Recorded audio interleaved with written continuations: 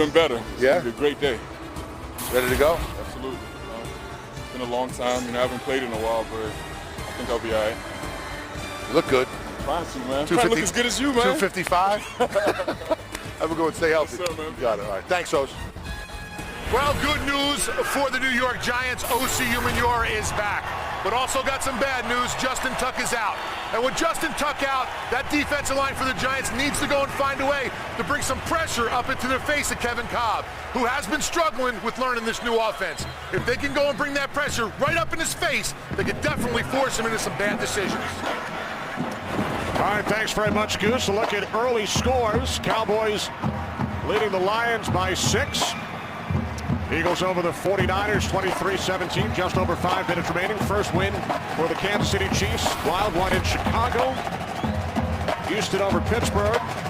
Tennessee in a rout over the Browns. And how about the 3-0 Bills tied to the final minute with Cincinnati? Yeah, big game there, but a lot of tight games earlier this afternoon. You pointed out, really, the Tennessee-Cleveland game, the only game that kind of a comfortable lead for the Titans. But some of those games, some big leads early on, but the other team coming back, fighting hard, getting back into that game late. We are set to go in Arizona. Former Giant Jay Feely will get things started. Giants welcome back, as Goose mentioned, O.C. Umenyiora, along with wide receiver Mario Manningham, who missed last week's game. And the Cardinals get their top 2 running backs back in the lineup today. Yeah, Beanie Wells, a big addition. That's going to help out Kevin Kolb. Every quarterback needs a running game, Darryl. Devin Thomas takes it out from 5 yards deep. And Thomas is stopped at the 17-yard line, shy of the 20. 22 yards on the return and some extracurricular activity.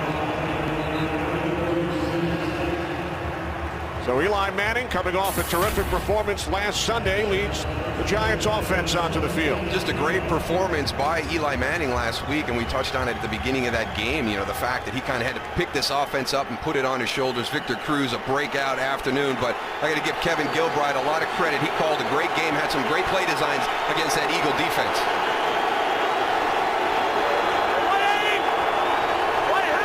First and 10 from the 17-yard line. Manning throws on first down. It was intended for Manningham, who missed last week's game with a concussion. Suffered in the Giants win over the Rams. A.J. Jefferson on the coverage. And I think that that's what you'll see from this offense today. You may be throwing it a little bit more on first and second down. That's when you know what Arizona's going to give you. So it's up to the skill players here to take advantage of that. And this is one of the best offensive lines that Arizona has faced so far this season. Darnell Dockett, very impressed with them up front. 2 tight ends in the game for the Giants on 2nd and 10. Manning to the air once again. And Adrian Wilson. Pass was deflected, intended for Manningham, and it hit the ground before Wilson could come up with the pick. So 3rd and 10 upcoming for the Giants. Jerome Boger, our referee this afternoon. There's Mario Manningham working. They're playing some zone coverage, but we're getting some great breaks on the ball right here. That's a real heads-up play by Adrian Wilson. He sees the ball coming, turns down that flat where his man is going, drops back into that curl zone where Mario Manningham was. 3 wide receivers, Victor Cruz in the slot. Penalty marker as Manning's pass is batted down by Clark Higgins.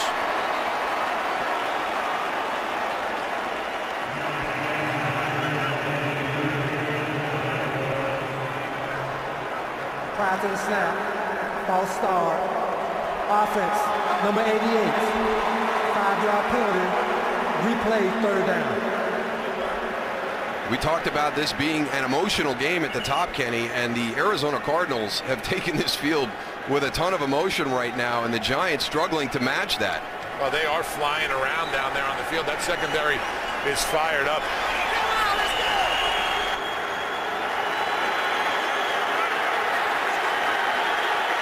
Penalty forces the Giants back, 3rd down and 15 from their own 12.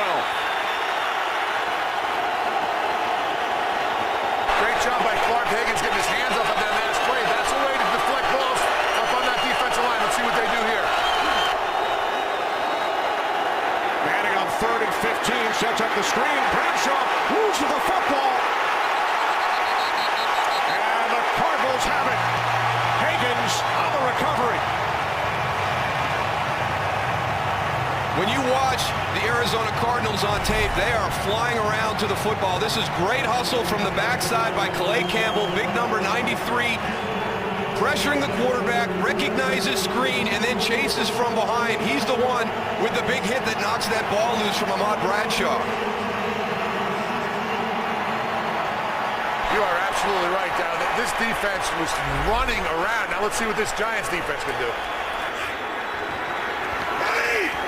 Go with him, scoot, scoot. 1st and 10 from the Giants, 16 for Kevin Cobb. And the Arizona Cardinals, this is Beanie Wells in this last week's game with the hamstring injury. And he's tackled for a loss by Aaron Ross. Well, getting Beanie Wells back is going to be really important for this offensive group of the Arizona Cardinals. That's going to help Kevin Cobb out. A big group of offensive linemen up front, maybe design more for that run game. And one of the things the Giants want to do, get them into passing situations and turn loose that speed and athleticism of that front.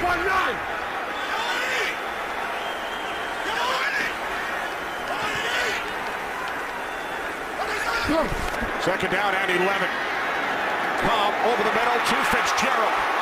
And Larry Fitzgerald, tackled by his good friend and former teammate Antrell Roll at the Giants 9. And the challenge for Arizona's offensive line will be controlling this front right here. And obviously, with Justin Tuck out, it's going to be a little bit easier. But they've got O.C. Umenyiora back. They're going to be rolling some speed guys in there through the course of the day. Their mission is to get cumulative hits on Kevin Cobb during the course of the day. All right. We had a look at Justin Tuck on the sidelines. 3rd down and 3 for the Cardinals.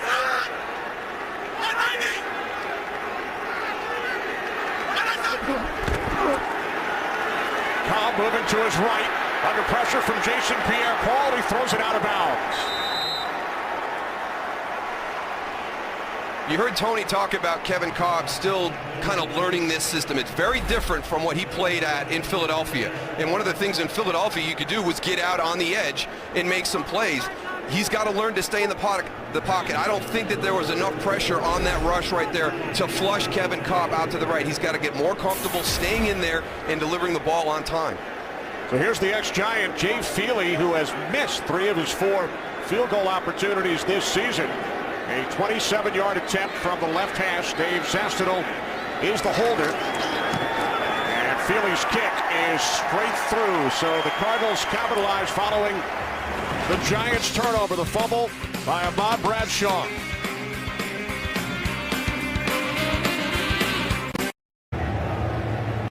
Cardinals with a 3-0 lead over Eli Manning and the New York Giants.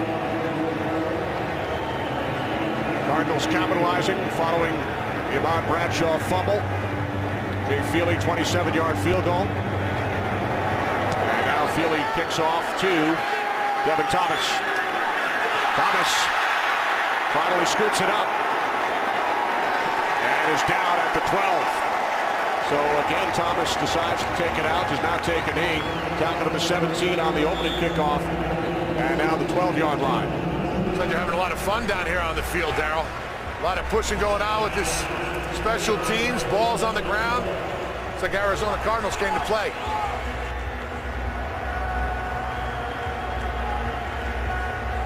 Well, join the NFL's A Crucial Catch campaign in the fight against breast cancer. Visit NFL.com/auction to bid now on authentic, game-worn NFL pink products. All proceeds benefit the American Cancer Society.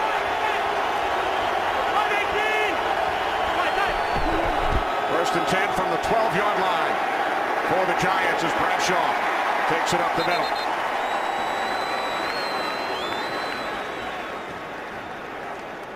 Well, Ray Horton is the new defensive coordinator for the Arizona Cardinals. He's brought in that Pittsburgh style of defense, so you're going to have to deal with some pressure during the course of the day. Now, they actually scaled back a little bit last week against Seattle, and his players came to Ray and said, hey, you know what? We want to get back to it. You know, trust us.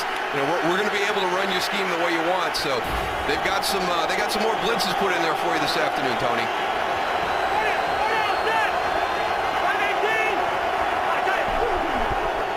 2nd and 9. The toss to Bradshaw with the fullback Hynoski leading the way. There is a flag as Bradshaw is tackled by Darrell Washington.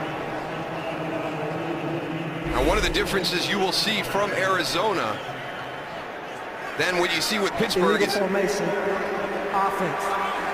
Number 67 was not lined up on the line of scrimmage. number 24, Adrian Wilson, right there. 3rd down. He's a true box safety. He's going to be down there creating that 8th man all afternoon for that Cardinal defense. I don't even think the Giants consider him a safety, Kenny. I think they've just assigned him as a linebacker. He's had some big games against the Giants through the years.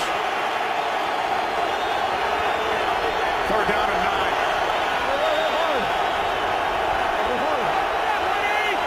9. Play clock at 3. Manning looking for the fullback. Hynoski, more flags. Looks like Dockett got mugged over the middle there, guys. Came through real clean and just got grabbed.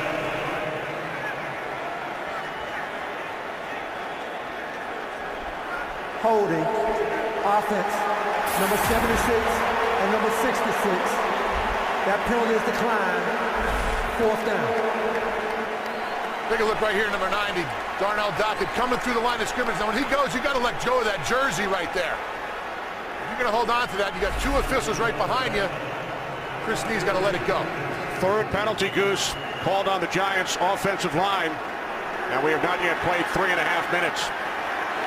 Steve Weatherford standing in his own end zone. Patrick Peterson, the explosive rookie out of LSU, is back deep for the Cardinals. Taken at the 45 by Peterson, and he slips down at the 48. 42-yard punt. Darnell Dockett's fired up. Cardinals lead by 3. Welcome back. Kenny Albert, Darrell Johnston, Tony Siragusa. Cardinals out to an early 3-0 lead on the Giants, and terrific starting field position for Arizona. For the 2nd time. 5-9, 5-9. Their first possession following the Giants' turnover.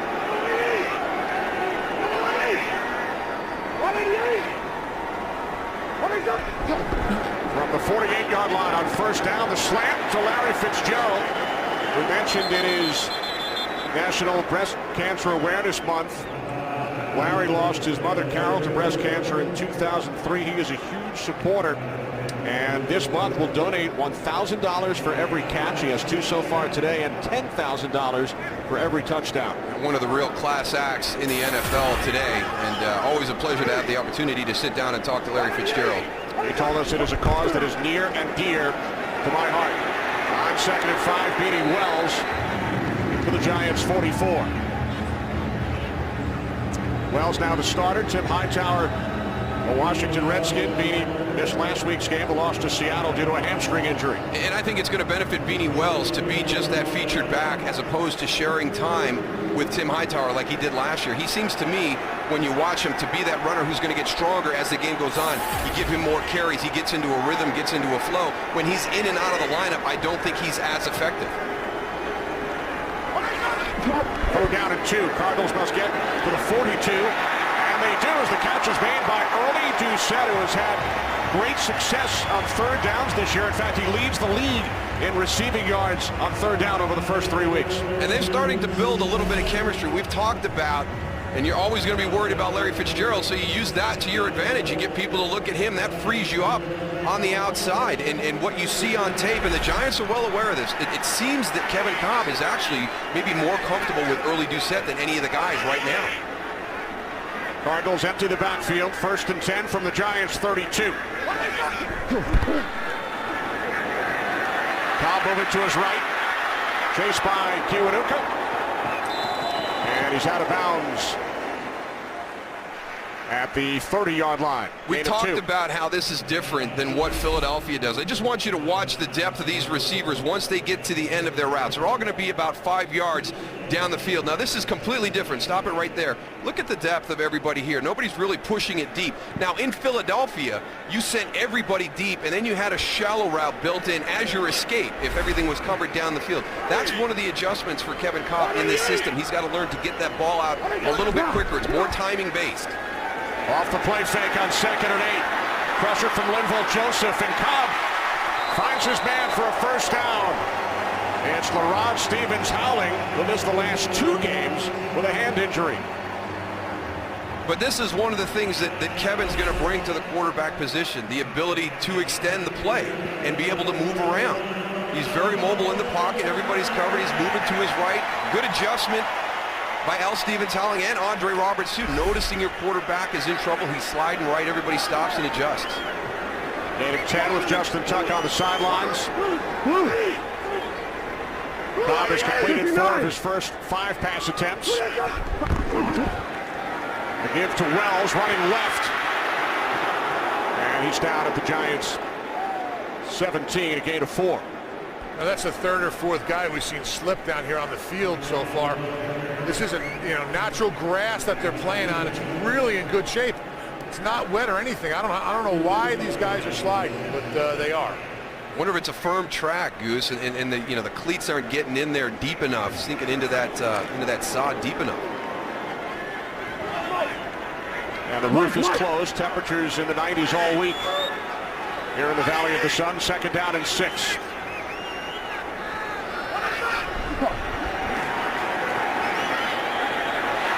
Wells unable to make the catch.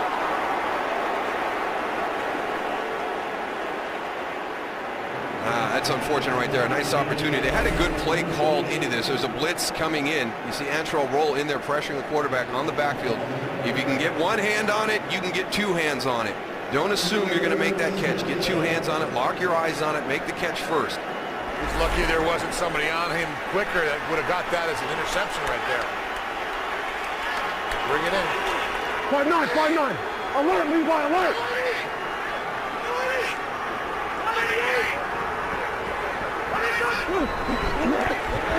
Cobb on 3rd and 6, hit from behind by Umenyiora. The ball is loose, and it is recovered by Jaquan Williams of the Giants. We talked about Arizona matching the speed of the Giants' defensive front.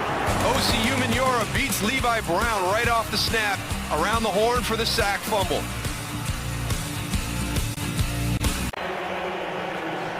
Kevin Kolb coughs it up. O.C. Umenyiora in his 2011 debut did not play during the preseason with the sack and the forced fumble. Some fresh legs there, Goose.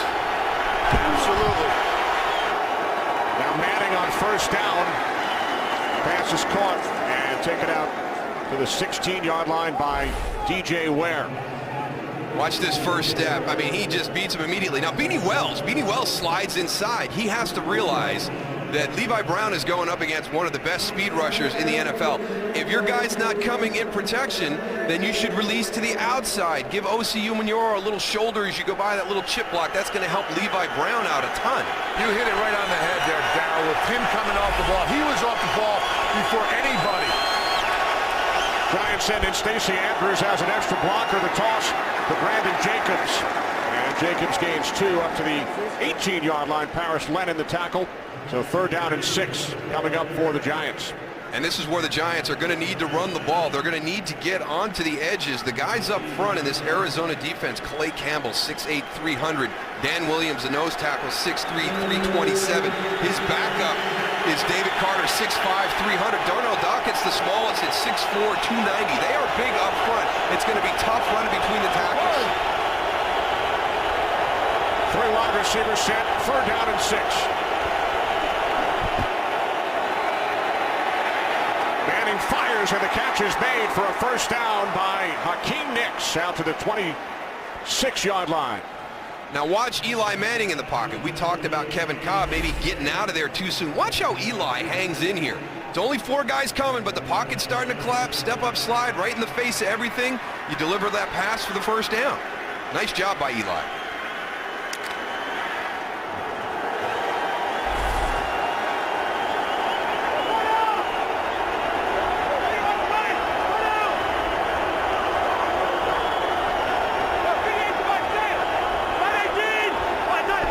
25-yard line. Brandon Jacobs. Jacobs gained 7 out to the 32. Well, Eli Manning returning to Glendale. He was the MVP of Super Bowl 42 in this stadium. And when you look back over his 8-year career during the regular season, how symmetrical is this? 53 starts at home, 53 on the road, an identical record, and an identical number of touchdown passes. You want consistency at the quarterback position, but I don't think anybody expects something like that. I mean, that's an amazing stat to be completely balanced. Here's Manning on 2nd and 3. Brandon Jacobs, and he's tackled from behind at the 32-yard line by rookie out of UCLA, David Carter. David Carter does a great job of rushing the passer, realizing that they're setting up that screen, which the Giants are notorious for, and coming back out and making that play. If he doesn't go and make that play right there on Brandon Jacobs, he might still be running.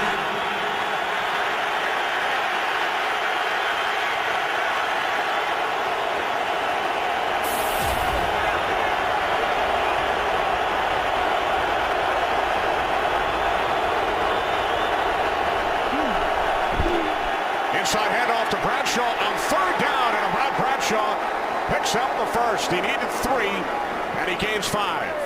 And this is something the Arizona Cardinals knew. They know on 3rd down that the Giants are a big run team. They're going to pull and run power. Here comes Chris Nee, Travis Beckham leading. They don't even get Chris Nee out front. He gets tripped up on the way there. But Arizona knows that if they're in a manageable 3rd down situation against the Giants, they are not afraid to run that power game, pull some linemen, try and kick it out on the edge, and then also the screens. So a new set of downs for the Giants from their own 37. Empty backfield. Manning over the middle. Pass was intended for Nix and was deflected a couple of times. Patrick Peterson on the coverage. Patrick Peterson is going to be a future NFL star. Watch number 21. You have to have confidence to play the corner position. Trust your instincts. He's got great athleticism to begin with. Breakaway speed. He's a big physical guy, but he has so much confidence. I mean, Ray Horton told us, you don't expect to see guys who are young coming into the NFL with as much confidence as Patrick has. He won the Bednarik Award last year, top defensive player in the nation at LSU. On 2nd and 10, it's Jacobs. A loss of a yard. And there's your other budding star for the Arizona Cardinals, Darrell Washington, the inside linebacker. He's going to be a perfect fit in this defense. Big physical inside, can stand up to the run, can have guards coming up to block him, but great speed, great athleticism. He'll be a great blitzer in Ray Horton's scheme. Second season out of TCU, 3rd and 11.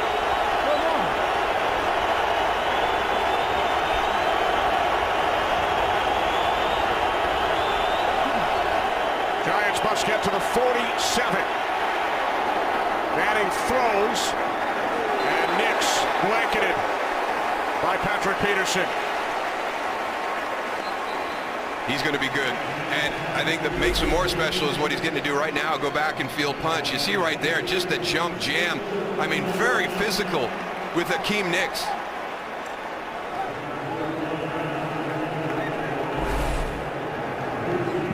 Peterson in his NFL debut against Carolina 3 weeks ago returned to punt 89 yards for a touchdown.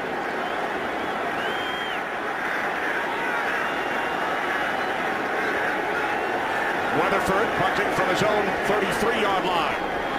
Good hang time, angled towards the sidelines. Great kick. Giants kept it away from Deshaun Jackson last week, and they do not give Peterson an opportunity. 51-yard punt. Larry Fitzgerald and a Cardinals offense in a moment. Baseball's regular season ended with an unbelievable night of drama, and now the American League's 4 remaining teams look to their brightest stars to make the next unforgettable play that will move them one step closer to the World Series. Fox's coverage of baseball's postseason begins Saturday with Game 1 of the American League Championship Series at 7:30 Eastern, 4:30 Pacific, only on Fox.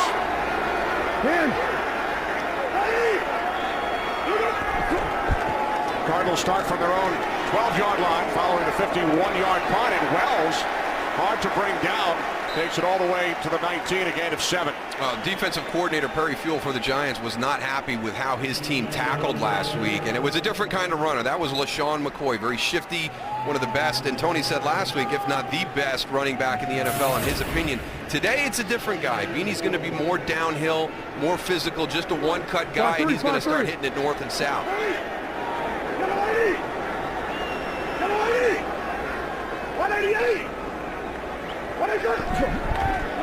On 2nd and 3, the handoff to Wells once again, cuts to the outside and then slips, but did not go down. Now he is down at the 24. I was going to say, that was pretty impressive if he was able to keep his knee off the ground on that cut. Let's take a look. And they go again, sliding out a little bit, Goose. You know what? I don't know if he was ever down. His butt get down there. Ball comes out, though. Well, the ball has been spotted back at the 21, so he was ruled down. So the Cardinals now face a 3rd down and 1. Hey, 94. Lock it, lock it, lock it. Cobb on 3rd down to Fitzgerald. 3rd catch of the day for Fitzgerald. Corey Webster on the coverage, and the Cardinals move the chains. When you've got these great edge rushers coming off the outside against the Giants, you got to give them some different looks. Right there, they motion Todd Heap in, bring him back out, and he's gonna get in the way of Jason Pierre-Paul. He's gonna make him think. You do some different things so they just can't line up every snap and know that they can come upfield. Bring a guy in motion and crack him. Do some different things to get them thinking during the course of the game. No.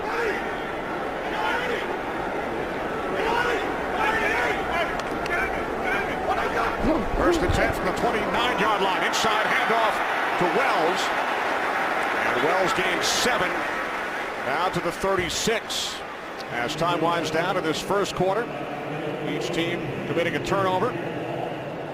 The Ahmad Bradshaw fumble led to Jay Feely's 27-yard field goal. The only points of this first quarter. Giants could not capitalize on the O.C. Umenyiora sack and forced fumble. So 15 minutes in the books. Fox NFL Sunday will continue after these messages and a word from your local Fox station.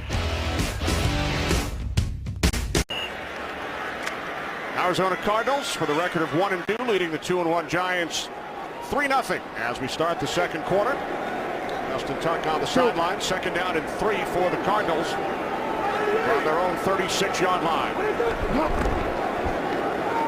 Beanie Wells up the middle.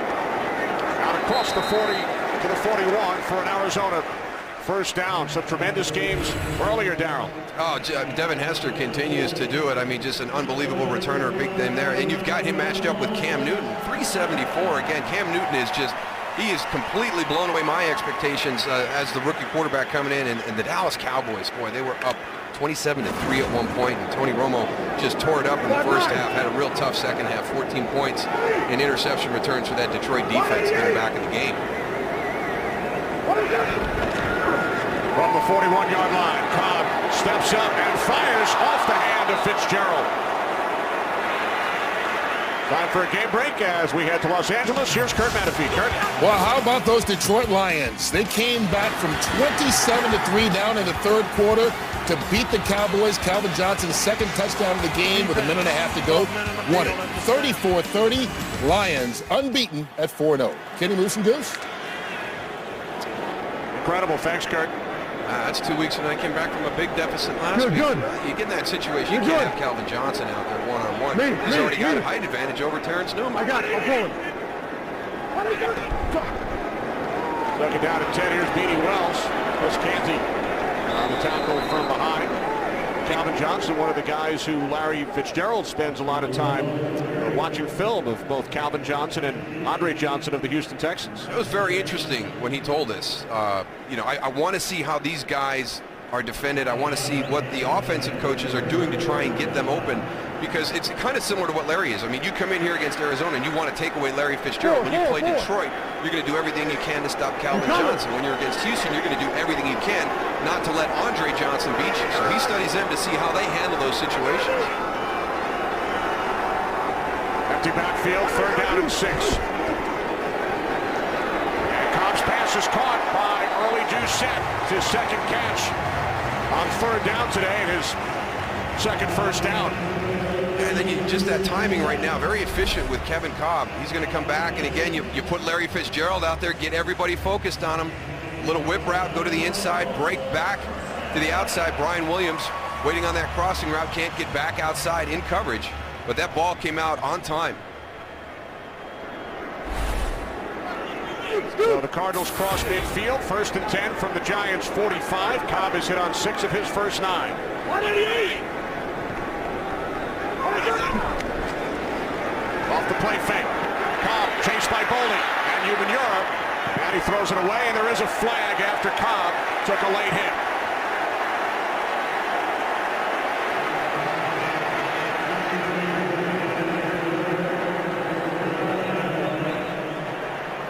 Personal foul, roughing the passer, defense, number 95. Helmet-to-helmet contact on the quarterback, 15-yard penalty, automatic, first down. Rocky Bernard. Now watch 59, Michael Boley here. He comes off the edge. They've got 2 guys there to pick him up, but they get mixed up in their protection. Rocky Bernard got to keep his helmet up. I think they called it because watch how he drops his helmet. I don't know if he hit him that hard, but that's a good learning experience right there, though, Goose. You drop the round of your helmet, even if you don't make contact, you got a good shot at getting a flag on that. So following the penalty, new set of downs from the Giants 30. Wow. 80 Wells, another flag. Wells stays on his feet and is finally tackled at the 13-yard line, and we will check in with the referee, Jerome Boger, once again after Wells gained 12. Holding, offense, number 75, 10-yard penalty, replay, first down. That's Levi Brown on the holding call. He's arguing with it right now. And that boy, is this blocked well? Levi's right here. Derek College comes out on the kick out. Look at that lane they create. you know me, I don't like sticking up for offenses, but I didn't see anything Levi Brown did wrong. No, everybody was on their feet. A good block, yeah. He's still shaking his head. First Cardinals penalty. First and 20, back at the 40-yard line. Cobb looks left, and he throws. It's the fullback out of UConn, Anthony Sherman. And Sherman gains 5 down to the 35-yard line. This guy, you watch him on film, and I'm impressed with his pad level and the way he strikes on the blocks. So it's going to be fun to watch his rookie year develop as the season goes on. But you know, as a fullback, when you get into the hole and you're the lead blocker, you can't have stalemates. It's how it goes to the defense. And Anthony does a really good job having his pad level down, rolling his hips, and he's able to create some movement in the tight quarters inside between the tackles. 5th round pick by the Cardinals out of the University of Connecticut. 10th play of this drive for Arizona. Second down at 15. Cobb steps up and then is wrapped up by Jason Pierre-Paul and Dave Tollefson. You know, Darryl, you talked about it earlier. Kevin Cobb needs to go and have a little bit more patience in that pocket. There was not a lot of pressure on him at all. He's sitting in the pocket. Watch right here. He's back. All right, just step up a little bit. That offensive line is doing a great job of protecting. There's no reason to go and panic there and run. Just going to make it easier for that defensive line and run right to him, and that's exactly what happened.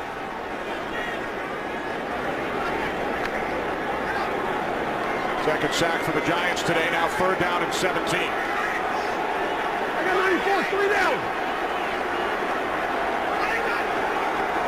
Cardinals must get to the 20-yard line. Cobb looking. Now he fires. Just short, despite the good second effort. The tight end, the rookie out of Florida Atlantic, Rob Hausler, after gaining 16, is tackled a yard shy of the marker. You know, another way you miss tackles is your angles to the play. And just 2 terrible angles by the secondary of the Arizona Cardinals. Kevin Cobb this time moves around, but he stays back in the pocket. But watch the angles coming up to make this tackle. Both players on the outside. That allows Rob Hausler to get back inside. His first NFL catch. Now the Cardinals on 4th and 1. Giants made a big stop On 4th and 1 last week in Philadelphia. Cobb the slant. Fitzgerald. First down, Arizona.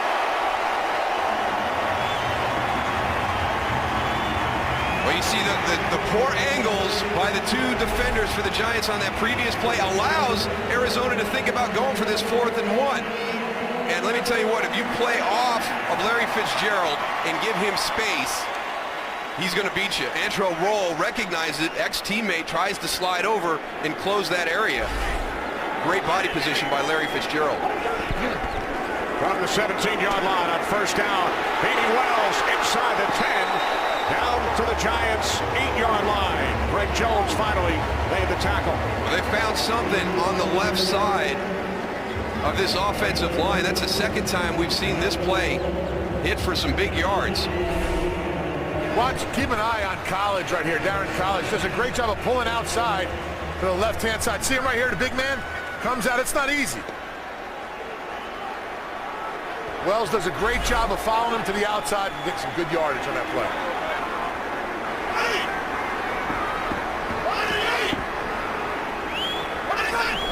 Second down and 1. Cobb looks right. Stays on his feet. And then throws it out of bounds. You want to see a smart play? No. What? But did you see the lineman came back and broke the grasp that he had on Kevin Cobb? That's called the chop. Yeah, watch at the end of this. See which guy it is that has a handful of them. It's Chris Canny. He's got him right there. Now watch Brandon Keith goes between and breaks the grip, and that frees up Kevin Cobb to get outside the pocket and throw it away. Eli Manning knows a thing or two about breaking the grasp in this stadium.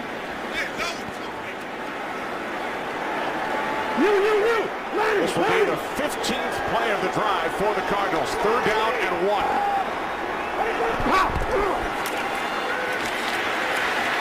And Wells is forced back by Matthias Kiwanuka. You talk about building a wall as a defense. Matthias Kiwanuka, he was not being moved. He had all kinds of bodies coming at him. He just stood everybody up. This time, Ken Wisenhunt will send out the field goal unit.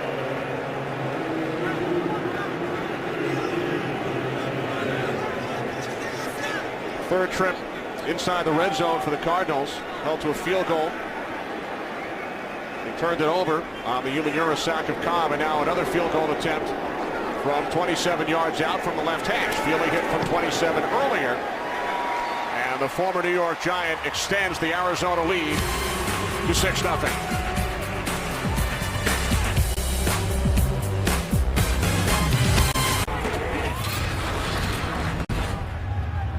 Little discussion going on over there on the sideline. Again, they're still trying to get on the same page. This is Kevin Cobb's first year in this system. It's very different than what he was doing in Philadelphia. And Ken Wisenhunt actually told us, hey, listen, we're asking him to do a whole lot more than he's ever done before as a quarterback in the NFL.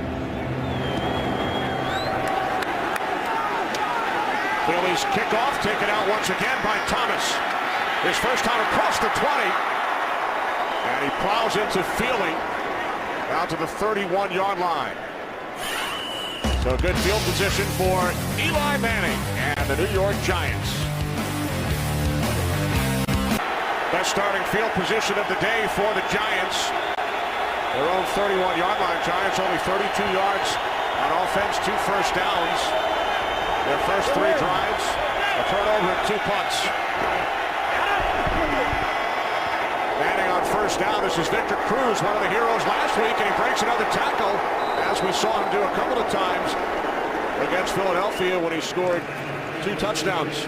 What a breakout game by Victor Cruz last week, and here he comes again. You should be expecting that. That's a great move back to the inside, some quick feet. Gets A.J. Jefferson spun around. Victor Cruz said after the game last Sunday, I thanked Eli following the game for having confidence in me.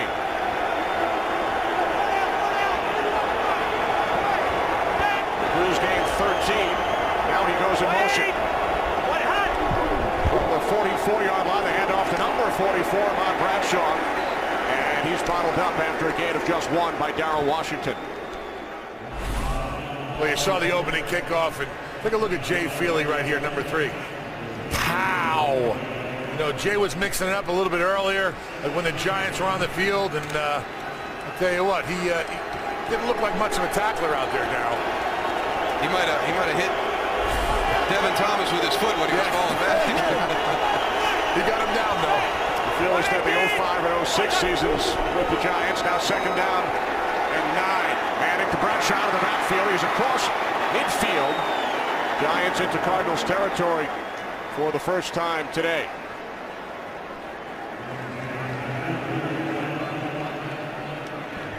Devin Thomas still getting worked on over there on the sideline. Jake Feely must have got him somehow. Yeah, and Philly's on the other side. He's just, you know, hanging out. Yeah, look at them arms. He's all jacked up, too, Dave. He did a couple curls before this game, ready for the Giants, his old team.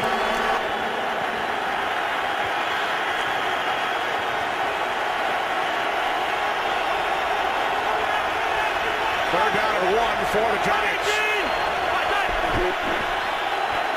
Bradshaw. First down. That's good, tough running right there.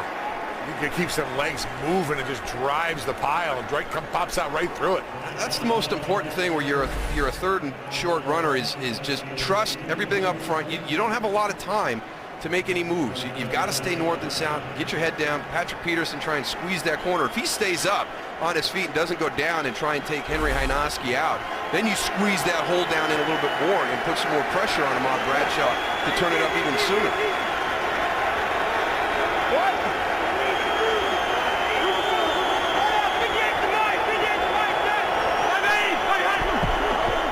From the 43, it's Bradshaw again. And he loses a yard. Dan Williams breaking through along with Paris Lennon to bring down Bradshaw. Dan Williams was in the backfield, I think, before he even got the ball there. Let's take a look at him right here. There he is, number 92, right here, top of your screen. He just comes right in and meets Ahmad Bradshaw right in the backfield. First round pick Goose last year out of Tennessee. Bradshaw only 10 yards on 6 carries today. Second down and 11. Manning to Hakeem Nicks, who makes a spectacular catch for a Giants first down. That back shoulder throw, Darryl, I don't know how you stop it.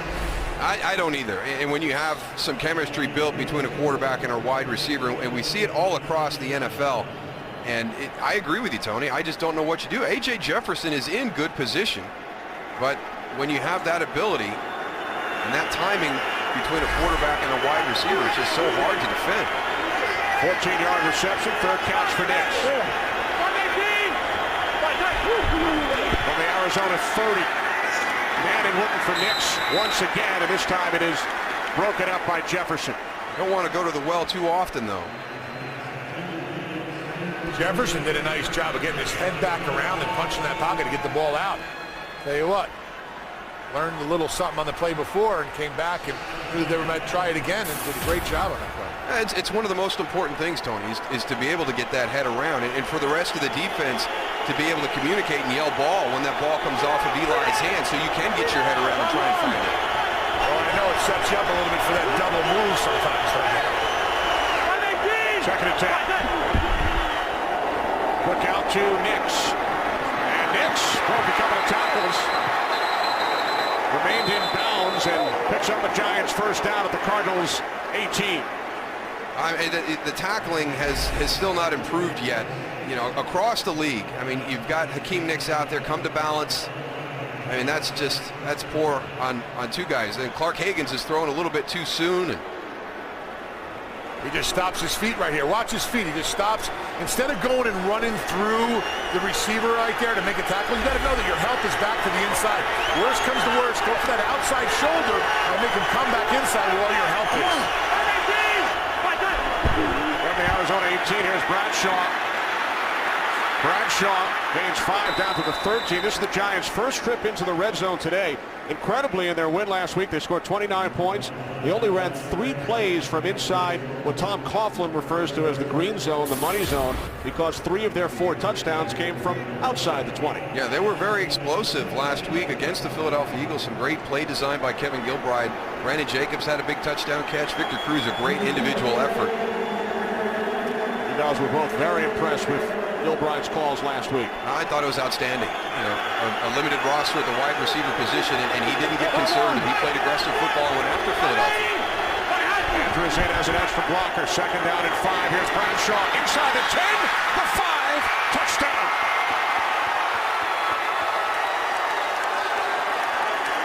Somebody had to be able to seal those linebackers off from the inside, Tony, because they've been running to the ball all afternoon.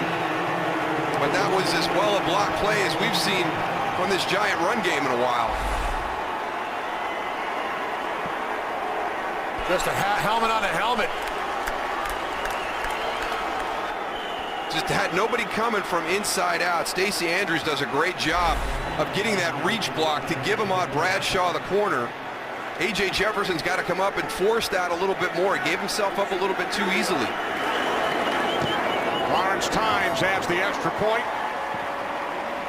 Third touchdown of the season for Ahmad Bradshaw. The Giants lead by 1. I'll tell you what, let's take a look at this touchdown run right here. Stacey Andrews right here, okay, goes and blocks. Watch how many guys he blocks. He's got Clark Higgins. He drives him back. Now look, he cuts off the linebackers. Paris Lennon, David Carter. I mean, that's a great lane right there for Bradshaw just to go and run right into the end zone. But he should come back and go and give Stacey Andrews a big hug for that touchdown. Bradshaw, 22 yards on the ground during that drive, 13-yard touchdown run. And now A.J. Jefferson takes it out from 6 yards deep in the end zone, and he is stopped shy of the 20 by Tyler Sash. Giants lead thanks to Ahmad Bradshaw. It's now 7-6 New York. This November, Fox Sports steps into the octagon with an epic heavyweight title fight as the #1 ranked contender in the world. Junior Dos Santos squares off with undefeated world champion Cain Velasquez in the must-see live event you can only catch on Fox. Dos Santos and Velasquez for the UFC Heavyweight Championship of the World Saturday, November 12th, right here on Fox. Here's Beanie Wells. The first down handoff from Kevin Cobb, and Wells takes it out to the 23, gain of 5.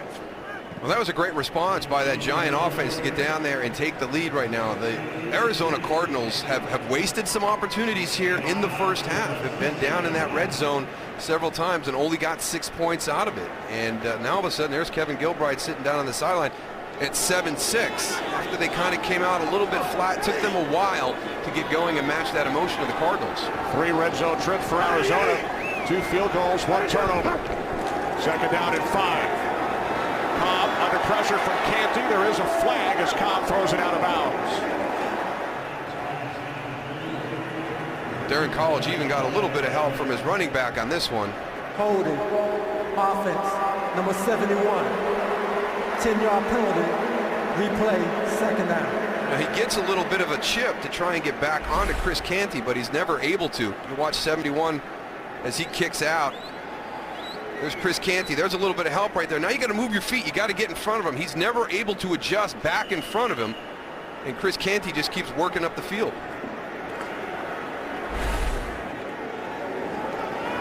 Darren College, who spent the last 5 seasons as a member of the Green Bay Packers. Now second down and 15. Bring it over, bring it over. Cobb under pressure, and down he goes back at the 5-yard line. Second sack today for Dave Tollefson. There's a guy with a motor right there, Dave Tollefson. He does not stop, Darryl. No. He just keeps coming. You can knock him down. He gets up off the ground. He just keeps coming. Take a look at him here. So Deuce with Tuck on the sidelines. Umanura with a sack, forced fumble, and now Tollefson with a pair. Following the 2-minute warning here in Glendale, Arizona. I got him. Third down and 23 for the Cardinals. Everybody out. And Cobb's pass is incomplete. He was looking for early Doucette, so the Cardinals forced to punt it away. Coming up on the Visa Halftime Report, Kurt, Terry, Howie, Michael, and Jimmy from our studios in Los Angeles. The Lions 4-0 for the first time since 1980. Huge comeback win in Dallas. And how about the Philadelphia Eagles, the so-called dream team, now 1-3 following their loss at home to the 49ers. Some crazy games earlier today. Good news for the Giants with both Cowboys and the Eagles losing today. The Redskins won their game over St. Louis. Washington now 3-1 as Aaron Ross is down at the 44-yard line by Michael Adams. So terrific field position for the Giants, who lead by a point.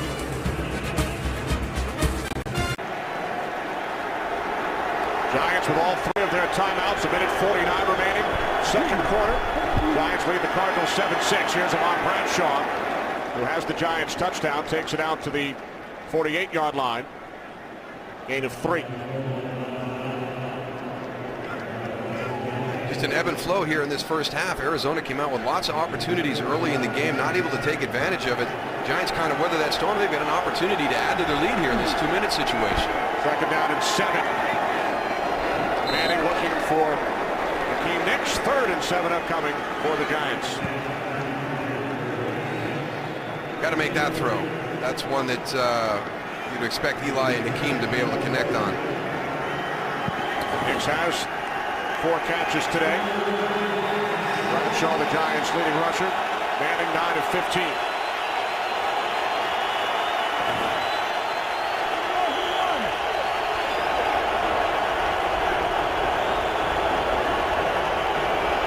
Cruz in motion. Giants must get to the Cardinals 46. And Kerry Rhodes calls an Arizona timeout. First Charles timeout, New York. Well, the Giants called timeout before Rhodes was able to get his request into the officials. Yeah, Eli beat him to the punch.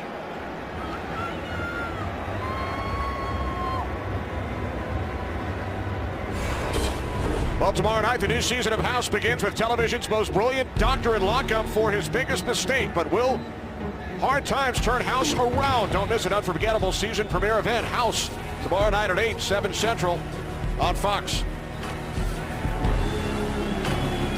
So the Giants charged with the timeout, as you can see on our Fox box. Giants with 2 timeouts remaining. Cardinals have all 3 of theirs. 3rd down and 7.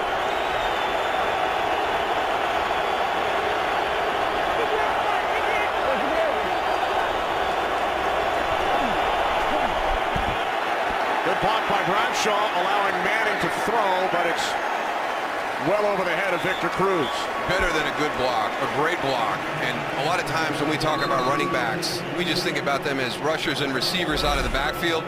Watch Ahmad Bradshaw just stone Darrell Washington, number 44. Textbook. I mean, absolutely textbook. And when you get that kind of protection, you got to take advantage of this. Mario Manningham goes into the center of the field. Eli throws it out towards the sideline.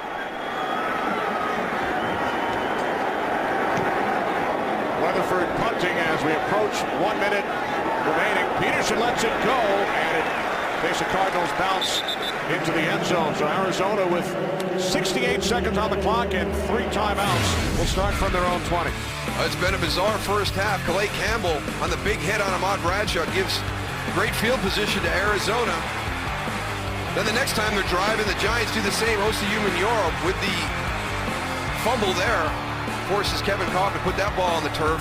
Then the Giants come back kind of floundering around here the whole first half. But the drive prior to the one they just had, able to get Ahmad Bradshaw in there to take the 7-6 lead here.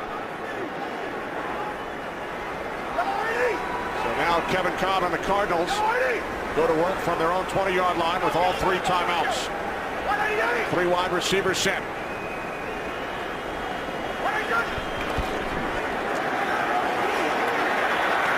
Cobb on first down, intended for Ducetto, is broken up by Corey Webster, his former teammate at LSU. OCU Manura continuing to work that speed rush up the field. They bring Antrell Roll underneath. Good job there by Levi Brown that time, just getting into position, pushing him back. And look at Corey Webster. Watch him come over the top, 23. Instead of coming through the back and taking a chance of getting the PI, shows his athleticism comes right over the top to make that deflection. I don't know, they better cover Larry Fitzgerald because he was running scot-free right over the top of that. Second down and 10. 3 straight incompletions for Cobb. He hands it off to Wells. And Wells is out to the 29. A gain of 9. Yeah, a little sense of urgency for this Cardinals offense. 50 seconds counting down. And Wisenhunt still has all of his timeouts. Cobb being chased by Tollefson. And he throws it away. Dave Tollefson already with 2 sacks today. His first career 2-sack game. Cobb threw it away on 3rd and 1. And Cardinals forced to punt. One of the things, maybe there wasn't that sense of urgency there, Goose, is because of the down and distance on that. But I just, I don't understand it. I mean, call something where you're going to get the first down. You've got all 3 timeouts left. Even if you wanted to run the ball, Beanie Wells has been doing a great job running the football. How about just throwing the ball up to Larry Fitz? I mean, let him take a shot down the field. It can hurt you. Zastudil punting from his own 20. Terrific kick. Ross takes it at the 15-yard line. Aaron Ross to the 27. 12 yards on the return. 56-yard punt.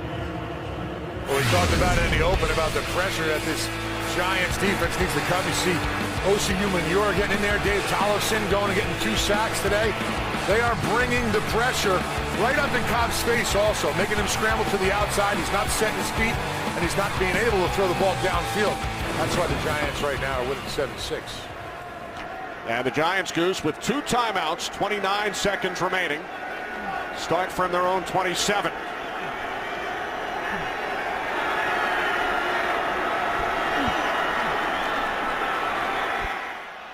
Manning with loads of time on first down. He throws, and the catch is made out at the 49 by Hakeem Nicks.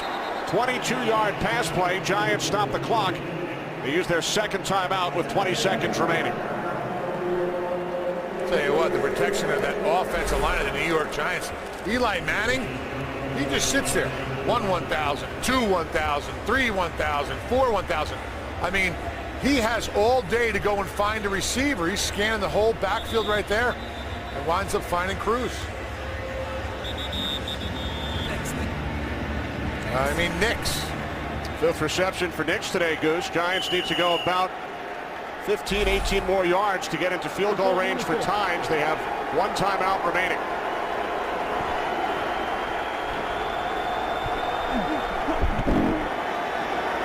Manning again with time.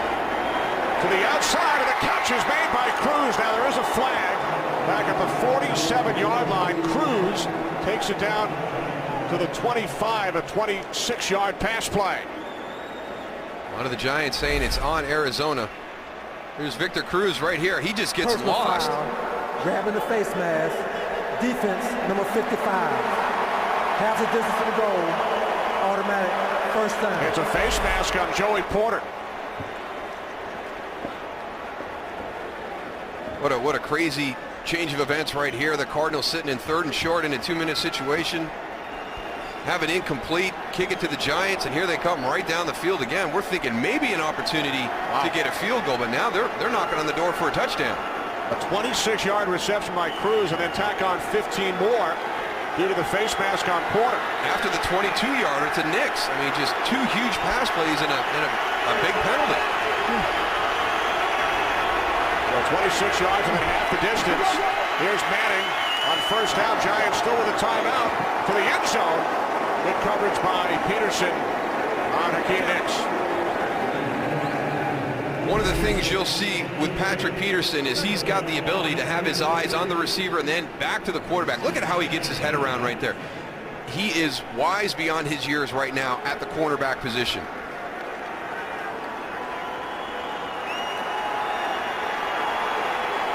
Nine seconds on the clock. Giants still have a timeout.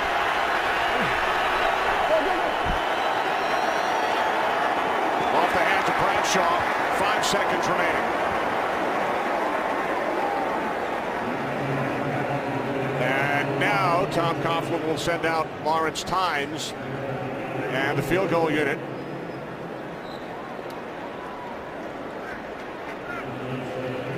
They're right inside that comfort zone of being able to take a shot into the corner. It's about 6 seconds.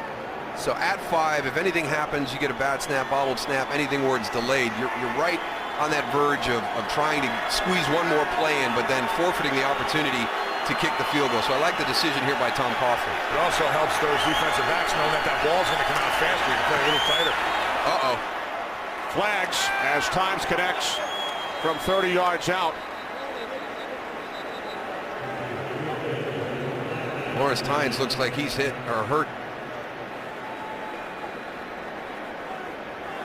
That was only Tynes' second field goal attempt of the season. He had his first blocked in Washington week 1. Did not attempt a field goal the last 2 weeks.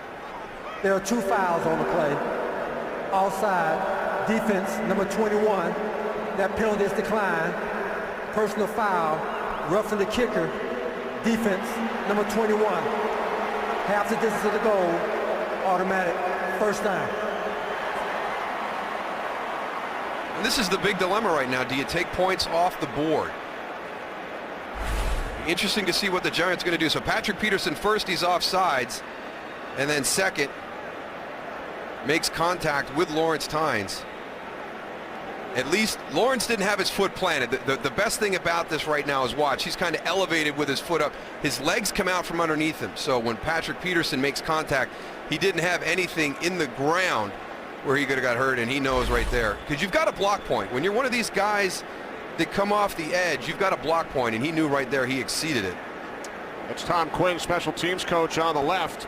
Tom Coughlin chatting with the officials. The kick was good if Coughlin decides to take the We have points. a correction on the penalty enforcement. The 15-yard penalty will be assessed on the kickoff. The field goal is good. There we go. All right, so Coughlin keeps the points up on the board with 1 second remaining in this first half. Giants now lead 10-6. Excuse me, but who told you that I wanted to accept that penalty? We'll be assessing that on the kickoff, please. Absolutely.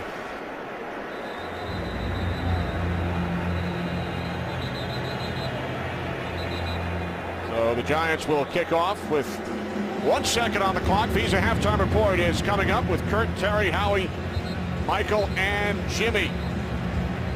Some big comebacks earlier. Lions over the Cowboys 34-30. 49ers beat the Eagles in come from behind fashion 24-23. A wild one in Chicago. Cam Newton throws for 300 yards for the 3rd time in 4 games, but Panthers fall short by 5 points to the Bears.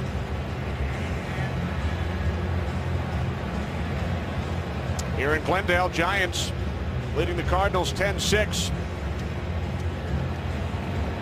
Giants with a win today would go into a tie for first in the NFC East with the 3-1 Washington Redskins.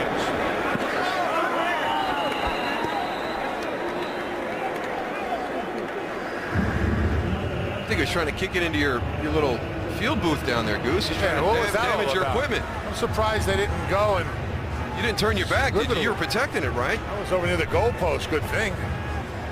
Came right at me there. Great to see that Tynes is okay. Yes, yeah, exactly. I mean, they've already got issues with Zach Diassi, he's got a chronic bad back that flares up from time to time, and it flared up this week. And then to have your long snapper go down and then have your kicker get injured during the game. And Diassi did snap on that field goal. Cobb will take it in. That will do it for the first half here in Glendale, Arizona. Eli Manning and the New York Giants out to a 10-6 lead. Dave Tollefson with 2 of the 3 Giant sacks of Kevin Cobb. Osi Umenyiora had the other, forced a fumble. Jason Pierre-Paul and Jeremy Bridges exchanging pleasantries. It's been that type of game. We started off the opening kickoff. We had a little bit of pushing and shoving going on at the end of that, and we finish up the half with the same thing as we head into the locker room. Carried over from the Giants-Eagles game last week. Absolutely, but it's been a first half of missed opportunities for Arizona. The only touchdown we have here in the first half, the touchdown run by Ahmad Bradshaw to give the Giants the 7-6 lead at halftime. But the Arizona Cardinals, great field position at the beginning of this game, and they were only able to generate 6 points from that. Cardinals into the red zone 3 times. A pair of field goals and a turnover. Giants with that touchdown from Bradshaw and then a 30-yard field goal from Tynes. So the Giants lead 10-6. Visa halftime report is next.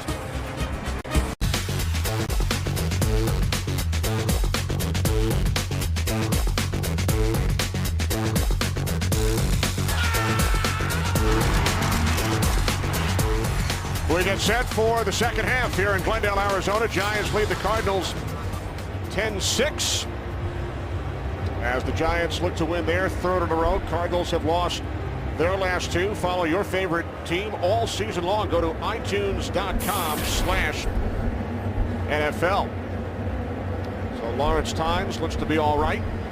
Took the hit from Patrick Peterson when he connected on the field goal at the end of the first half. And then kicked off, and now we'll do it again with A.J. Jefferson back deep for the Cardinals.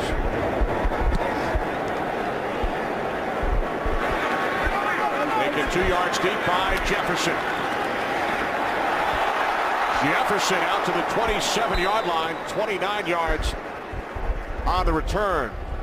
So the Cardinals with pretty good field position to start the second half. Darryl, Giants 10 points in the second quarter to take the lead. Arizona finds themselves in yet another close game. Yeah, exactly. This is just the way the season has gone for the Arizona Cardinals. Week 1, they were able to find a way to win against Carolina, but the last 2 weeks, opportunities to win the game with the ball in their hand late in the game and haven't been able to do that. So they're heading down that path again. Have they learned anything from the past 2 weeks? They're at home this week at least, where they beat Carolina. So it'll be interesting to see how this plays out. But a lot of missed opportunities by Arizona in that first half. Shouldn't be this close, really. They should have a little bit of a lead right here, but because they were not very good in the red zone 3 times in, no touchdowns, just 2 field goals.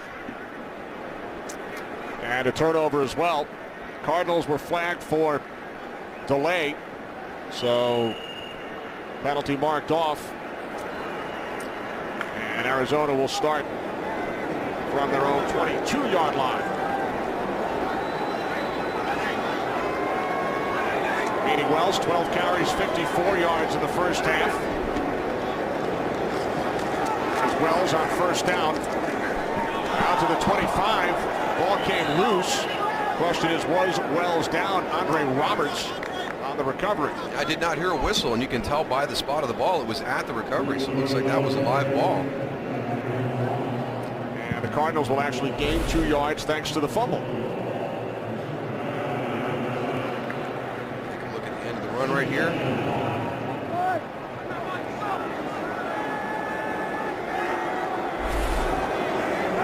Second down and 5.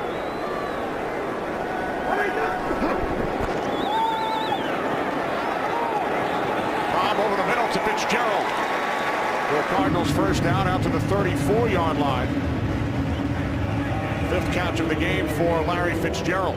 Kevin Cobb does a great job of being patient in the pocket, not scrambling around. He had both of his feet pretty much planted in the ground when he threw that ball to find Larry Fitz over the middle. Good start here for Cobb. That's another thing. They need to get Larry Fitz a little bit more involved, Darryl. Not really respecting him that much outside. You see him one-on-one on top of the screen. Cobb Goose 9 of 16 in the first half. Fitzgerald 5 receptions, only 32 yards. Penalty flag in the secondary. That pass was intended for Wells out of the backfield.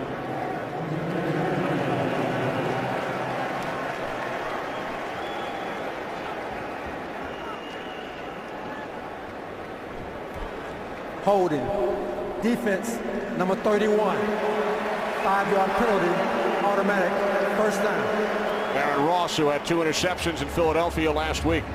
Yeah, Goose, you don't get many opportunities when you have Larry Fitzgerald in that true one-on-one situation. And, we talked to Kevin Cobb about it. And, would there be, opportunities for you to just say, hey, you know what, I'm not going to get this a whole lot during the course of this game. I'm just going to take a shot out there and see if he can do something. I think you're absolutely right, but and we know that Kevin Cobb is just starting to understand this offense. But if you saw that last play, Cobb had Larry to his right-hand side, and after he snapped the ball, all he did was look to his left. So he has to have a little bit more vision downfield to find him. Here he is down here at the bottom. Looks like he's one-on-one again. Simultaneous circles for Moose and Goose. Good job. Both thinking at the same spot there, Kenny. Synchronized circling. Beanie Wells out to the 42. 8 of 3. Jimmy Johnson talked about it, at the halftime show. Just the addition of Beanie Wells back in here, I think it has made a big difference. And even the Giants said, now they've got that dual threat now. They can throw the ball, with Kevin Cobb and Larry Fitzgerald and Early Doucette and Andre Roberts and everybody they've got there. But, you know, having him back there, we can't just commit to getting to the pass. We've got to respect that running game. Cobb on 2nd and 7. Fires downfield for Fitzgerald. Fitzgerald goes up and makes the catch. He wrestled it away from Deion Grant. And with that catch, Fitzgerald sets a franchise record for career receiving yards, a 48-yard pass play. They've got him double covered, but it's Larry Fitzgerald, and we see it time and time again. The ball is closer to Deion Grant than it is to Larry Fitzgerald. He goes up and just takes it right away from him. And how many times have we seen Goose where he's been covered, but he still comes down with that ball? Absolutely. Absolutely. If it's a simultaneous catch, it goes to him anyway. From the 11, Beanie Wells. I mentioned with that reception, Fitzgerald sets a franchise record. Roy Green had held the franchise record for most career receiving yards. Green spent 9 seasons with the St. Louis Cardinals, 3 here at Arizona, and now Fitzgerald atop the list.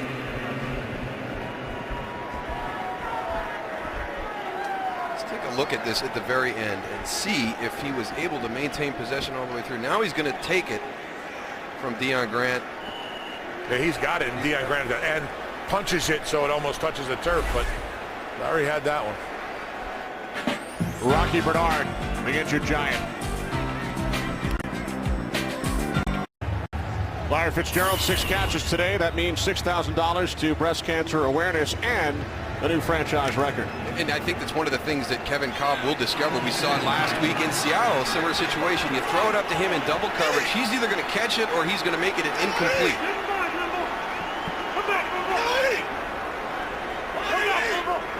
Fitzgerald lined up in the slot, 2nd down and 7. Cobb to Fitzgerald.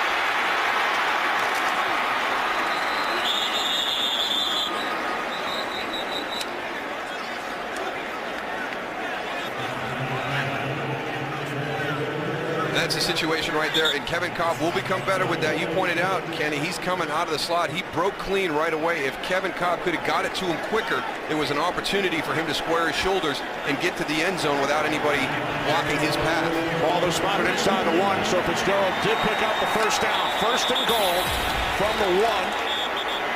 Tight end Todd Heap lined up as the fullback in front of Beanie Wells. 2 fullbacks, Sherman and Heap. And now Heap split out wide to the right. Sherman in motion. Cobb on 1st and goal. Under pressure, and he throws it away. He was chased by Kiwanuka. 2nd and goal coming up for Arizona. Anthony Sherman needs to get to that outside shoulder on this play. They're trying to get Kevin Cobb out on the perimeter. So as he motions across, you got to get on the outside of Matthias Kiwanuka. He's going to get to the inside, which still allows Matthias to get upfield into the throwing spot of Kevin Cobb.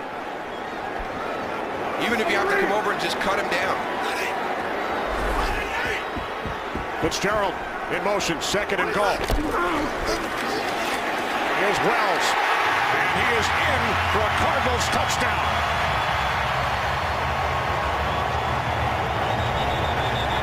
Penalty flags. They're in the post, touchdown, pushing and shoving. Well, we saw Jeremy Bridges getting into it right before the end of the 1st half, and I think he could get flagged on this one. Good physical run by Beanie Wells right here. It takes on Corey Webster right at the goal line. Nice blocking by Larry Fitz right there, too, to seal it off on the inside. Corey's got to get down, meet that pad level, match it that Beanie Wells had. He ducked his head. He put himself into a dangerous position.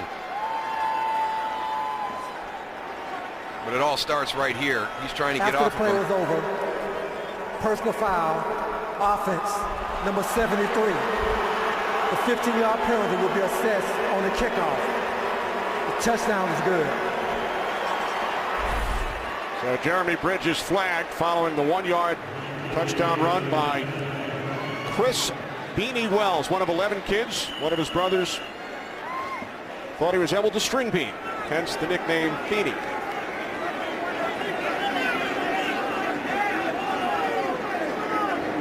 Here's Jay Feely.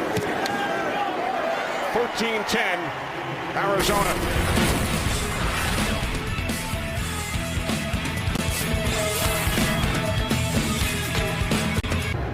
Jeremy Bridges is actually the third guy that comes into this. Let's watch at the end of the run by Beanie Wells with Corey Webster right there. The initial contact. Now there's a little bit going on there. Now Anthony Sherman, number 35, will come in. He'll get a little bit of bump and it'll go about. Jeremy Bridges coming in from behind with the shove right there. And that gives you a 15-yard penalty. So you're kicking off from the 20 right now. And Ken Wisenhunt was furious at his offense. And we talked about it at the top. Football at its core is an emotional game, but you've also got to be able to manage your emotions and play smart. It's a 2010 style kickoff. No chance for a touchback when they kick off from the 20 instead of the 35. Returned by DJ Ware. Ken Wisenhunt fired up. Cardinals by 3. Arizona Cardinals back on top. 13-10 over the New York Giants, who start from their own 27. For a second half possession for Manning and the Giants. Lamont Bradshaw, penalty markers down as Bradshaw is across the 40, out of bounds at the 48-yard line, gain of 21, but there are 2 flags. Holding, offense, number 45, 10-yard penalty, replay, first down. The fullback, Henry Inoski, the rookie out of Pitt. I tell you what, Ahmad Bradshaw may have developed one of the best stiff arms in the NFL. I don't know, Darryl, you like that call? You know what? He put himself in the position to have it called, Tony, by not using good technique. He tried to work around him instead of just taking that inside shoulder and pinning Darrell Washington to the inside. He got a little bit too fancy, put himself in a bad spot. He ran by the angle.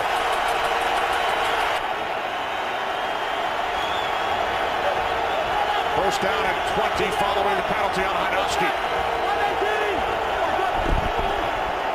From the 17, here's Bradshaw. Bradshaw gains 5. Now to the 22, Calais Campbell, the tackle.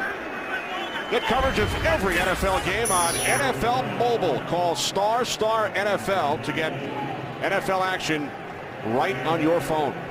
You know, the unfortunate thing on that play, Tony, is that's the easiest look, in my opinion, when you're running that lead. When you get the blitz up the middle into the A-gap by the linebacker, he's really making your job a lot easier because you just take that inside shoulder and just pin him to the inside. Yeah, because he's coming to you, you're not going to him. Yeah. Second down and 15. Off the play fake, another flag as Manning's pass is caught out at the 40-yard line by Hakeem Nicks. But this one is against the Giants. Holding, offense, number 76, 10-yard penalty, replay, second down. Now this is, sorry Kenny, now this is definitely a hold. Chris Snee, gets swam. Take a look at this, right on your left-hand side here, it's gonna come in. There he is, Dan Williams, or Dockett comes in. When he goes by you like that, if you stay on him and you have any type of turning action where the officials see that, the flag is going to come out. I mean, Chris Snee knows that. That's not a smart play by him. So the last 2 plays, gains of 21 and 17, have been negated by Giants penalties.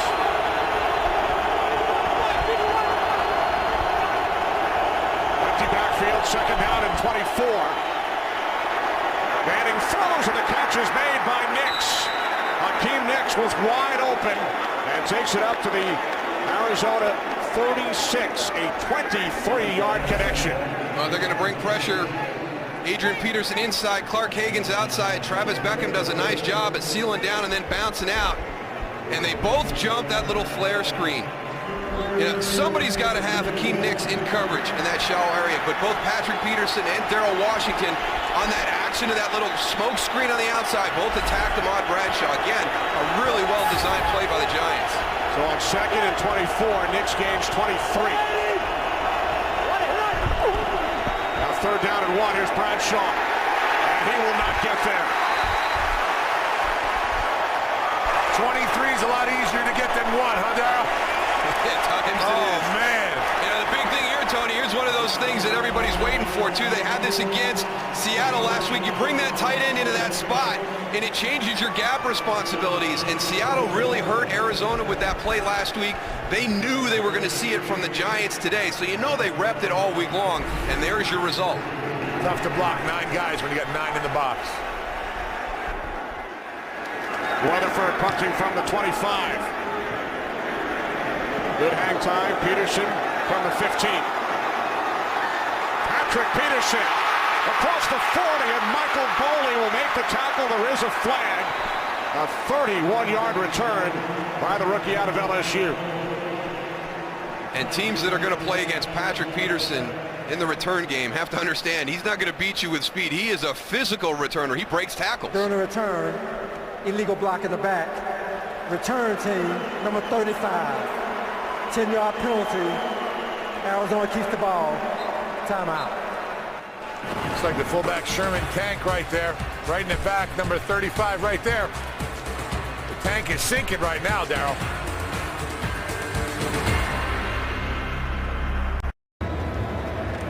Back in Arizona, Kenny Albert, Darryl Johnson, Tony Siragusa, Kevin Cobb and the Cardinals leading by 3. We saw Rocky Bernard, number 95, on the Giants sideline, rib injury. His return is probable.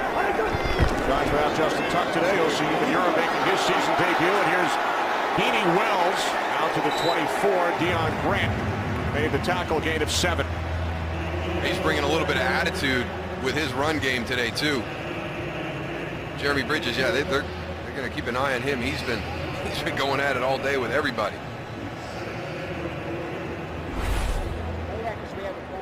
They pick up the blitz really well. There's Beanie Wells lowering the shoulder on Grant. Keep them legs going though, Darryl. Hey, he's running physical. Bridges made it right tackle. Brandon Keith started the game. Here's Wells. Wells looks to have a Cardinals first down. You know what, Tony, he's got some of that hidden yardage that you always talk about, because very rarely do you see Beanie Wells get driven backwards. It seems like he's always falling forward, so it's a half yard, a yard and a half. You keep adding those up. By the end of the game, there's 18, 20 extra yards of rushing yardage because Beanie is such a downhill forward rusher. Now has 76 on 18 carries. Replaced in the backfield by Stevens Howling.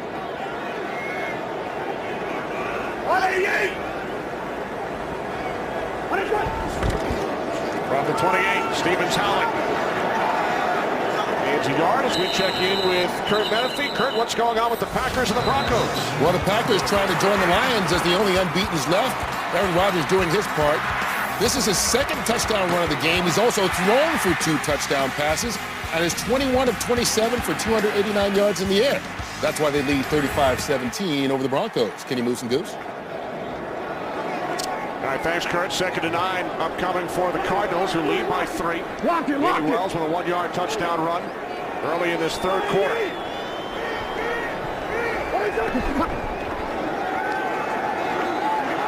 Cobb with time, moving to his right.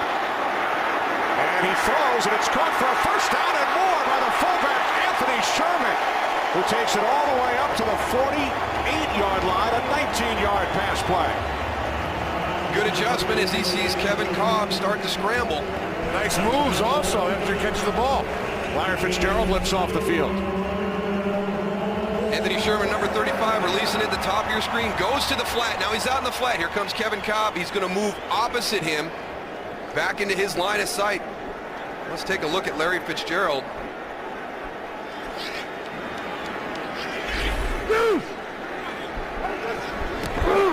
So with Fitzgerald on the sidelines, Cobb again moving right under pressure, and he throws it away.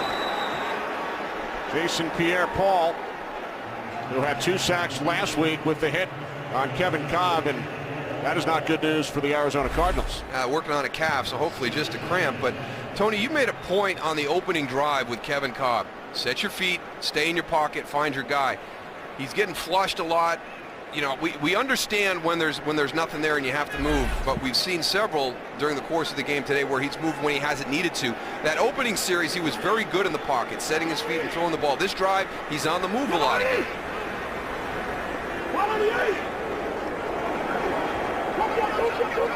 Play clock at 2. 2nd and 10. Cobb backpedaling on the move. And once again under pressure, he throws it away. Hey, you know what, Cal, you're absolutely right. And if you see on this last play also, I mean, Kevin, there's no reason for him to have to back up or move. Right here, he comes off. Okay, you're settled right there. Your offensive line's doing a good job. They're bringing a little bit of pressure up into his face, and I talked about it in the open. If he sees pressure in his face, he's going to want to scramble, but he has time. If he just sits there and looks downfield, he has time. Oh, big flag out there. That one crazy. He While has the time to make quarterback the was throw. still in the pocket, intentional grounding, offense, number 4, 10-yard penalty, replay, the down counts, 3rd down. Yeah, the big thing is he stays in the pocket. So when you're going to drift and you're going to just stay there, you're in that quarterback pocket. So as he just drifts back, he loses that protection of being able to scramble outside and just get it beyond the line of scrimmage and eliminate the intentional grounding. By just drifting backwards, he makes it harder for himself to get out of that play. And he makes it easier for guys like that, OCU Manura, for his angle coming around the end. His aiming point could be more upfield, and it's harder for those offensive tackles to go and kick back far enough to cut that angle off. Fitzgerald split to the left, 3rd down and 20. Cardinals must get to the Giants' 42.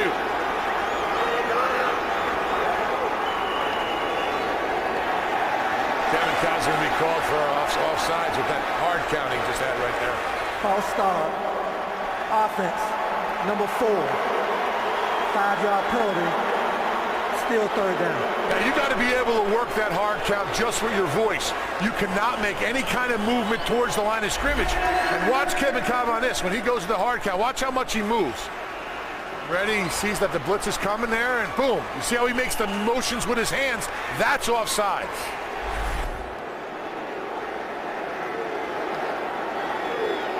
So Goose, it forces the Cardinals back 5 more yards. Now 3rd down and 25.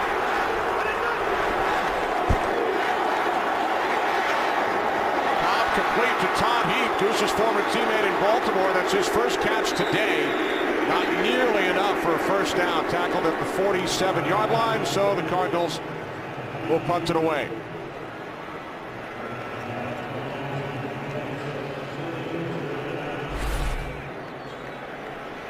One of the guys in this offense that Kevin Cobb is going to look to in certain situations. You can see he was locked on to Todd Heap there. You can see his eyes on that throw, but you're not going to convert that. Get yourself into this position, maybe get a good punt here and change field position back to your favor by pinning the Giants deep.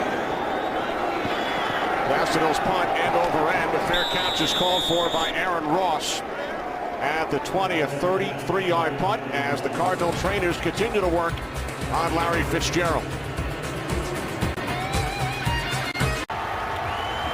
There's David Boss, the Giants center, the former 49er.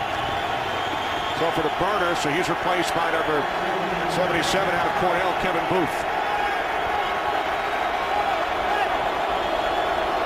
So a new center for the Giants who start from their own 20-yard line. Play action. Manning hit, loses the football, and it is recovered by Darnell Dockett of the Cardinals. Well, when you have an injured player and a new player goes in, some coaches like to go right after that guy, and that's exactly what the Cardinals did. Watch Kevin Booth right here over the middle.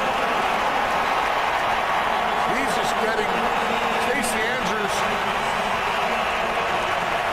David Carter. David Carter comes right over with a swim move. The pressure right up in the face. Brandon Jacobs moves out of the way for some reason.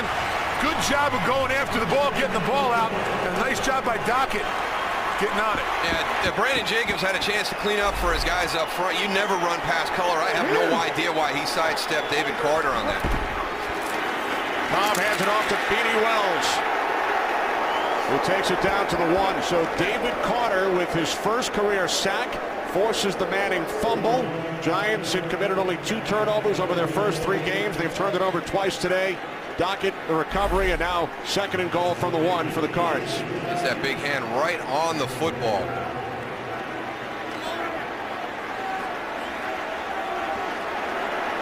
A huge play by the Arizona defense. Second and goal from the 1. Here is Wells, and he is in with his second touchdown today.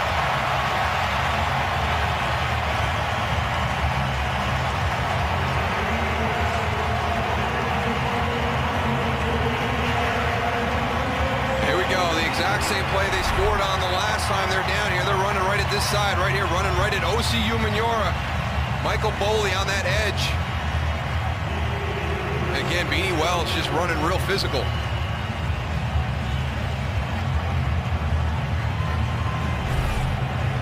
It took only 2 plays following the Giants' turnover.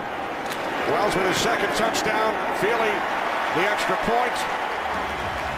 The sack by that man, David Carter, rookie out of UCLA. And the Arizona Cardinals now lead the Giants by 10.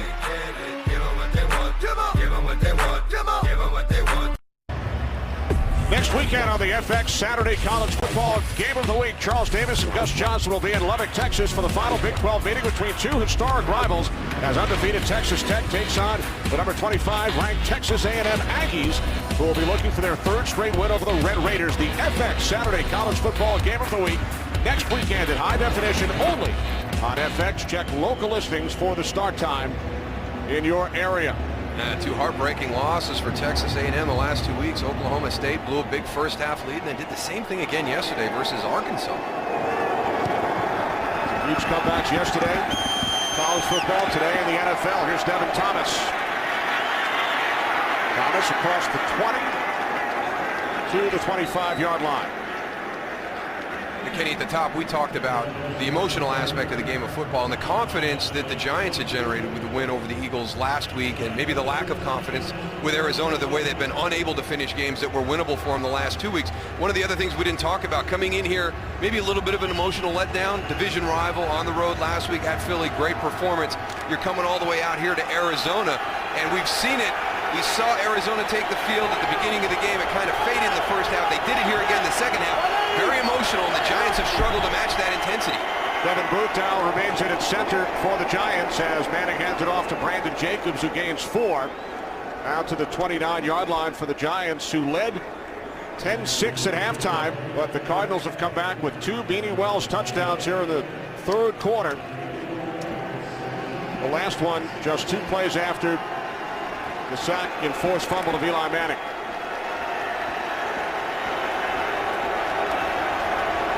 Second down and 6.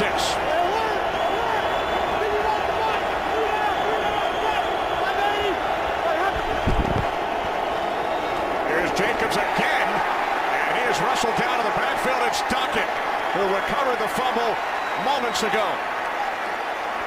There's that emotion that this Arizona Cardinal defense started the second half with again. Watch number 90 come flying in from the left side of the screen. There he is right there. Dockett, the 3-time Pro Bowler. Remember what Tom Coughlin told us yesterday? He said Dockett is a force anytime, anywhere. You want to double him, and in the scheme that Arizona runs now, he doesn't get one-on-one and allowed to be upfield as much as he has in the old system. But if he finds his opportunities like right here, when he can get one-on-one, you better be ready. 3rd down and 9. Manning fires downfield. There is a flag, 2 flags. Manningham, the intended receiver, Kerry Rhodes, made contact. Yeah, not much to argue with right here. I don't know why the Arizona Cardinals are up in arms. Pass interference. Defense, number 45. Playing through the back of the receiver. Automatic first down. It's actually 25, Kerry Rhodes, the former New York Jet. Mario Manningham, number 82, as he comes up the field. Kerry Rhodes just comes right through the back. I don't know why there's so much question about that call. So it gives the Giants an automatic first down from their own 46, trailing by 10. Brandon Jacobs up the middle into Cardinals territory, gain of 6.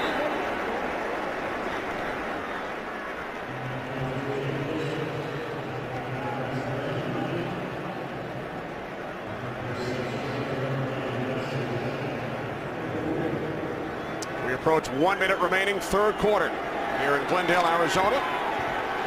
Side of the Giants, 17-14 win over New England in Super Bowl 42. This is their second time back.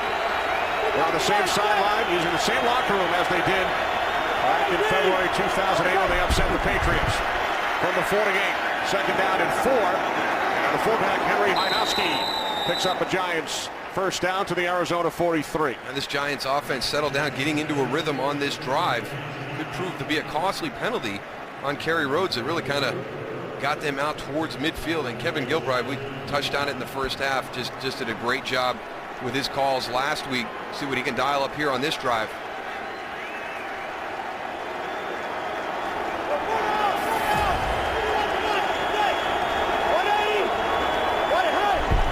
From the Cardinals 43. Manning looking for Manningham. Out of bounds.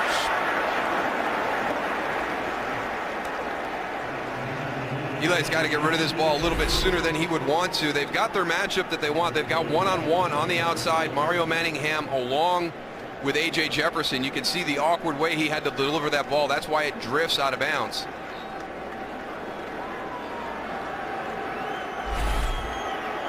Manningham, no catches today, returning from the concussion missed last week's game. Now 2nd and 10.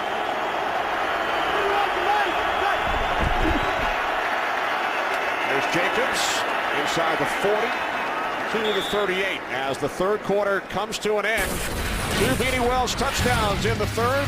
Cardinals lead by 10. We'll return after these messages from your local station.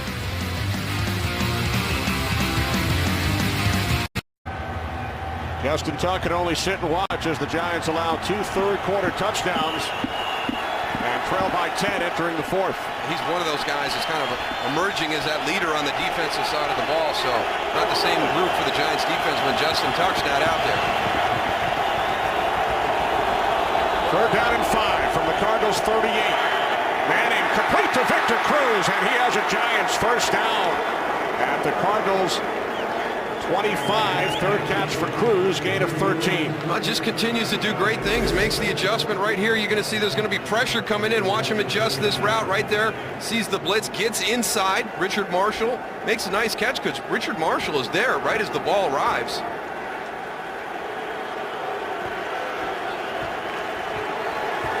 So Cruz out of Patterson, New Jersey, second year out of UMass, allows the Giants to move the chains from the 25-yard line.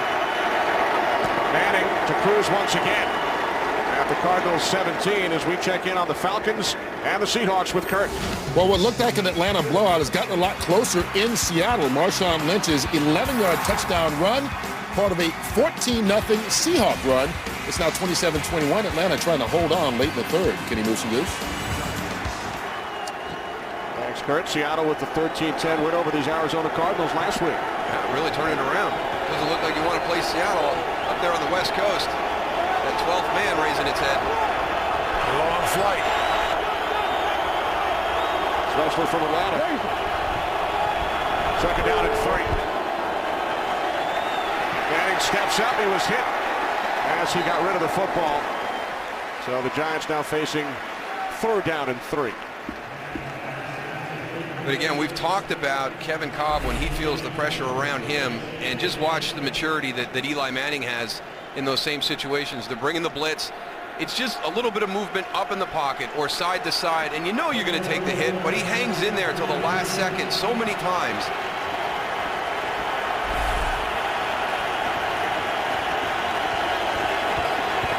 Third down and 3. Giants must get to the 15 for a first down. Manning rolling right. And it's Mario Manningham who makes the catch, his first today at the Cardinals 8 for a Giants first down. Good timing on this. He comes in motion right here. Works up the field. Great speed cut. Gets A.J. Jefferson turned around. Has his back to the ball there for a second. Great job getting out of that route. Good protection up front. They moved the pocket that time. For the last few passes, they've been getting a little stagnant in their launch point, having Eli go back to the same point over and over again. That time they kind of moved it a little bit to the right, got him into a different area, so if they had a blitz or the rush called, he'd be offset. Gain of 10 for Manningham now on first and goal from the 8. Jacobs is bottled up and loses a couple of yards. The initial pressure from Dockett.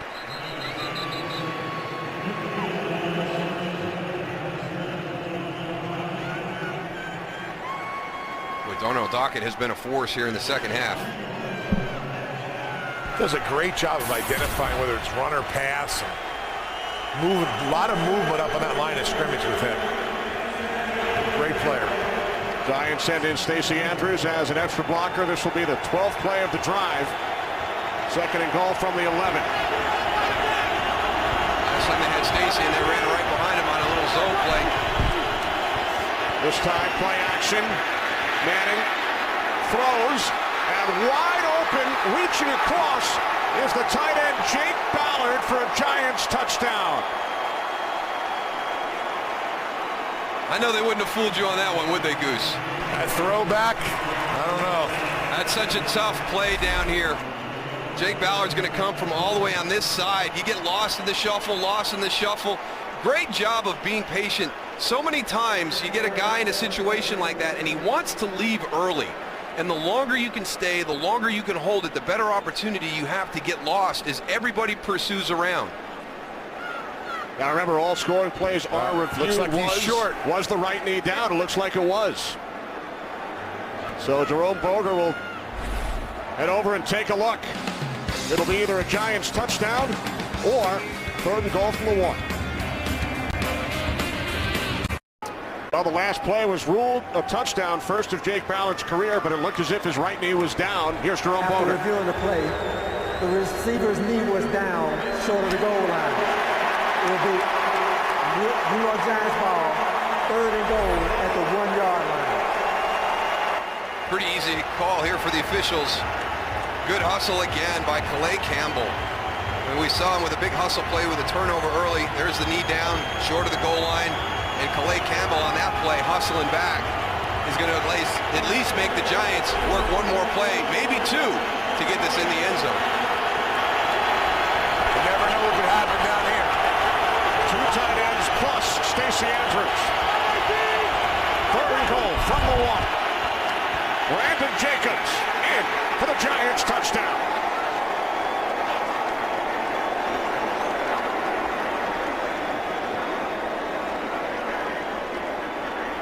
That's a heck of a drive by the New York Giants right there. 14 straight points by the Cardinals. That's a great answer. Coming right at us. Big Stacey Andrews, there he is, setting that foot motion across with Bear Pasco. They do a great job knocking people off the ball. And then Brandon Jacobs finishes it over Adrian Wilson.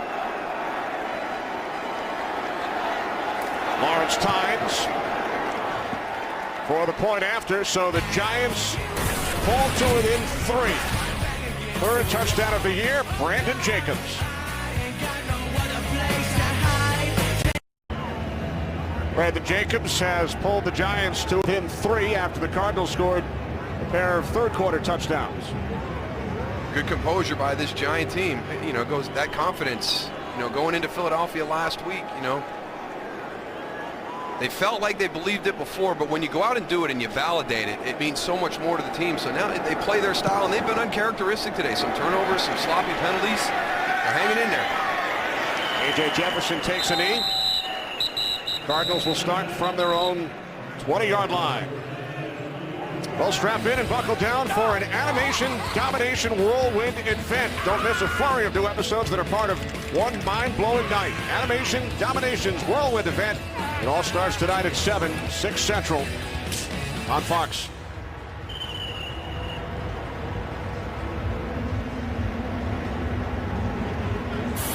Eli Manning getting together with Kevin Gilbride, figure out what did we do right there? Why was that one such a nice drive? Look at that, 13 plays, 75 yards. Good execution by the Giants.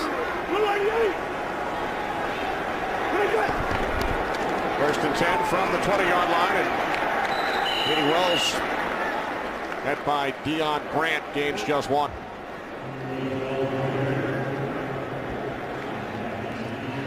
O.C. Manura making his return to the Giants today. Underwent arthroscopic knee surgery on August 19th.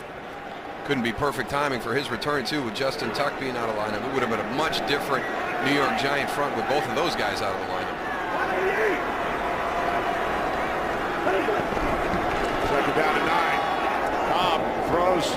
as he was hit, and there's a flag as Aaron Ross made contact with the receiver Andre Roberts.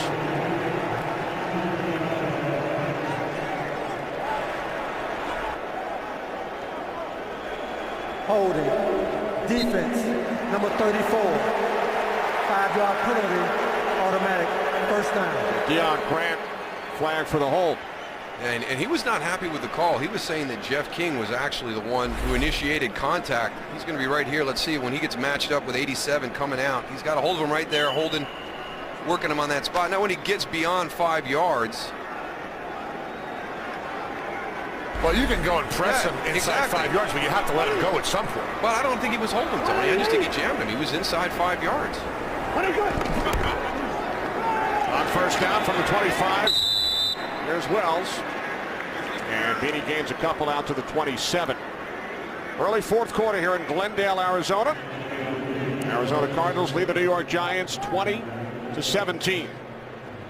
Cardinals won their opening game 28-21 over Carolina, then 2 losses on the road at Washington, at Seattle by a combined 4 points. Tough losses for the Cardinals. Opportunities to win both those games at the end.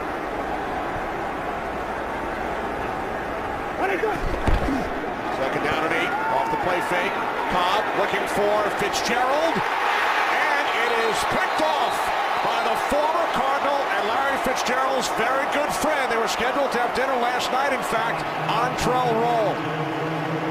We talked about this earlier in the game of throwing the ball up and allowing Larry Fitzgerald to make a play, but this is a different situation. This is not a jump ball situation. Watch Antrell Roll and how he plays this. All right, he's watching everything. He's going to be able to make a break on the ball from a point where Larry really can't pick him up in his path of vision. So it's not necessarily a jump ball situation. That was all Antrell Roll.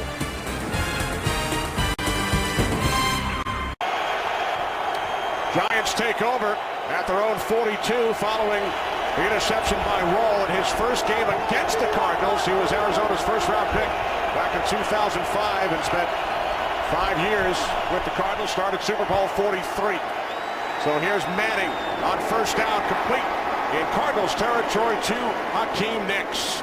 Let's go back and take a look at this interception, and let's just clarify some stuff. Keep your eyes on Antrell Roll, but then also right here, this is Todd Heap. He's going to come up and make the in route. If Kevin Cobb gets his eyes there, he'll pull Antrell Roll up on Todd Heap. But what does he do, Tony? Oh, he looks right over at Larry Fitz right off the top. Watch him right here. He looks right to his left. That's where Larry is. Antrell Roll, all he has to do is read Kevin Cobb's eyes, and he takes him right to where the ball's going to go. That's why you saw an interception and not a completion. Second Cardinals turnover. Giants did not capitalize following the first. Now Manning firing downfield looking for Cruz, and there is a flag. Richard Marshall comes up limping. He had the coverage on Victor Cruz.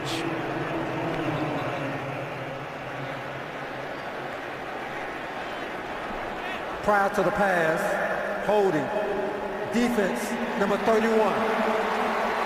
5-yard penalty, automatic, first down. So add insult to injury, Marshall the hold and the injury. Yeah, well, they got the hold instead of pass interference. You see right there a little grab and tug, and Victor Cruz just continues to make plays, and it was one of the questions we had. He did such a nice job on the outside last week against Philadelphia. We wondered where he was going to be this week with Mario Manningham coming back. I've seen him in the slot. I've seen him outside on the edges, so he's doing a nice job. 11th Arizona penalty. First and 10 for the Giants from the Cardinals 40. Ahmad Bradshaw tries to cut to the outside, and he gains a yard down to the 39. There is another flag. Clark Higgins made the tackle.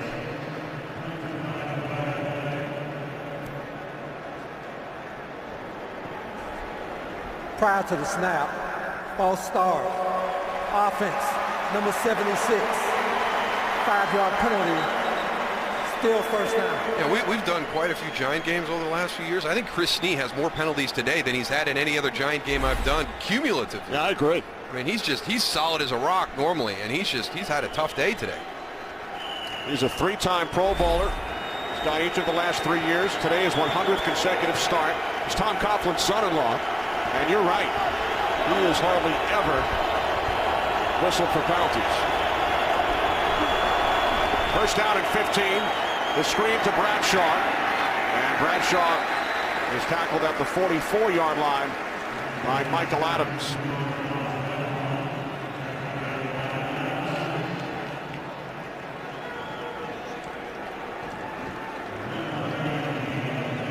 Kevin Cobb and Larry Fitzgerald on that last one. Over on the sideline, you see him talking about possibly that interception. Darryl, maybe they were listening to us on television, and Larry's telling Kevin not to look where he's throwing the ball. What do you think? Could be, could be. Second down and 14.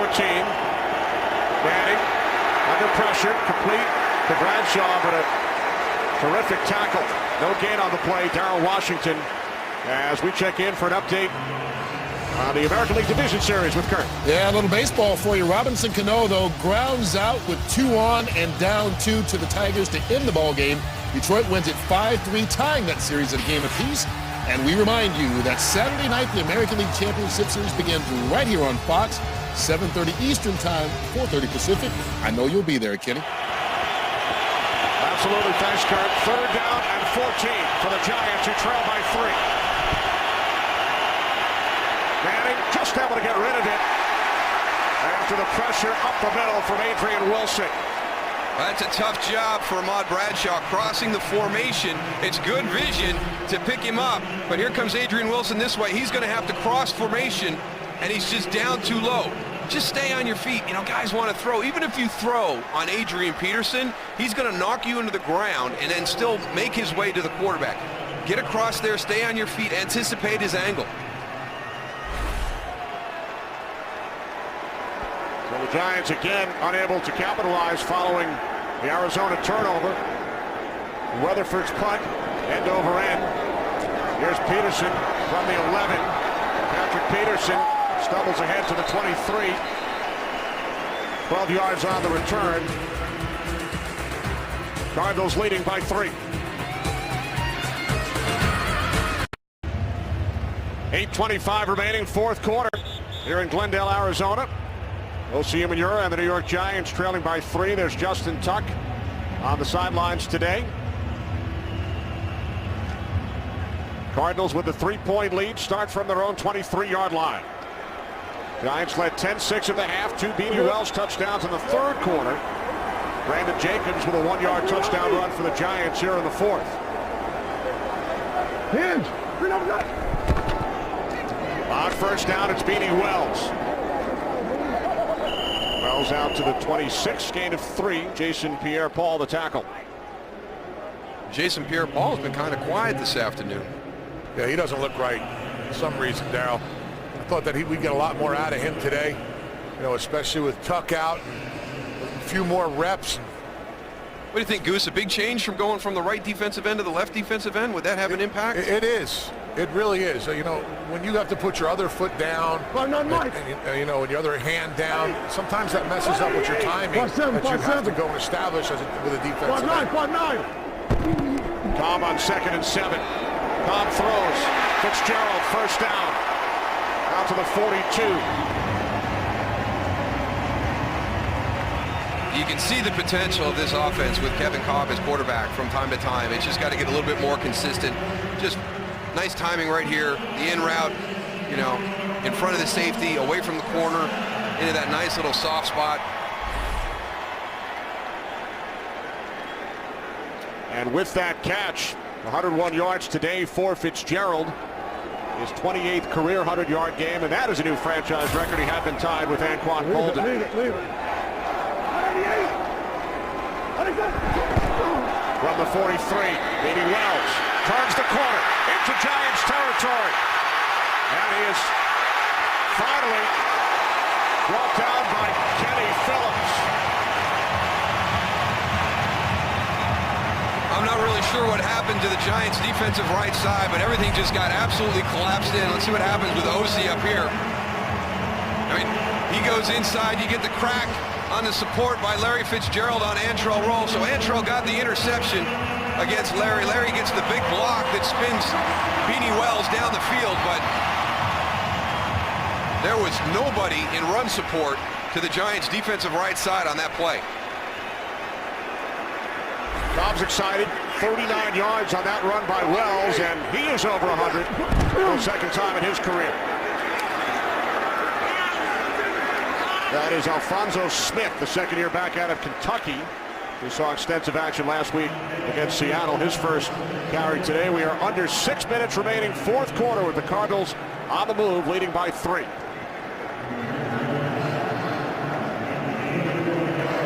Pretty nice day by this Cardinal offense. You see, with 125 yards by Beanie Wells, Larry Fitzgerald over 100 yards receiving. So the coaches were worried. The double threat with Beanie Wells back in there. Here's Smith once again. Alphonso Smith has a first down. And he is ruled out of bounds just outside the 2. Unfortunate he stepped out of bounds, because that was a great effort by Alphonso to get that ball down to the goal line and break the plane. You see he steps out right there. The knee was down anyways. It was going to come back.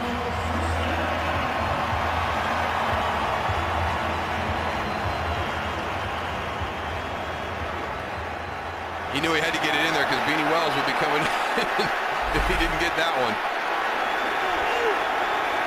He did pick up the first. Now let's see.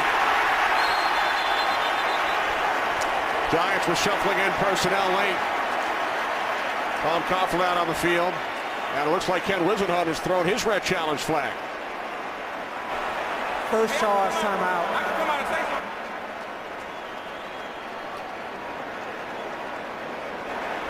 First charge, timeout, New York Giants.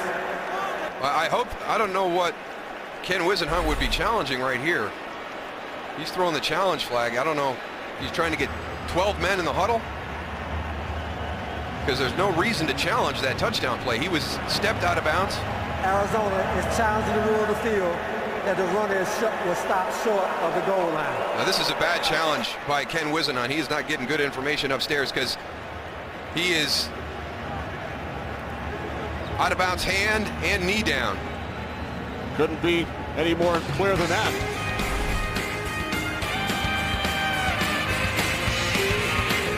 Hey, this. Ken Wisenhunt, Cardinals head coach, challenged the last play. Alphonso Smith ruled down at the 2 as we bring in our rules analyst, Mike Pereira. Mike, what did you see? Well, I think you're absolutely right. He's clearly down. I think the more interesting thing is who's going to get charged with a timeout here, because the Giants called a timeout. Then there was the actual challenge, and now Arizona's going to lose the timeout because they're going to lose the challenge. Clearly the shin is down and the spot is good. So what they're trying to sort now will be actually whether the Giants are going to be charged with this timeout because of the fact that Arizona challenged the play. I think that's the most interesting part of the entire subject here, and it may end up that both teams do get charged with a timeout. How about spot of the ball, Mike? Even though it's a half yard, could that open up where he wins based on that and doesn't lose that timeout? Because you're only gonna win this challenge if in fact you rule a score. The runner was down short of the goal line at the 2-yard line. Arizona's charged a challenge and is charged a team timeout. Hey, Mike, can you clarify that again? What you said earlier about the timeout? They're only going to win this challenge, and they're trying to rule that was a score, that they weren't down by contact. So they're only going to win that challenge if, in fact, they convert this into a score. When they move the ball half a yard or something, that's like not changing the status of a first or fourth down. That's not considered a win of the challenge, so therefore they are charged with that timeout. All right, thanks, Mike. Got it.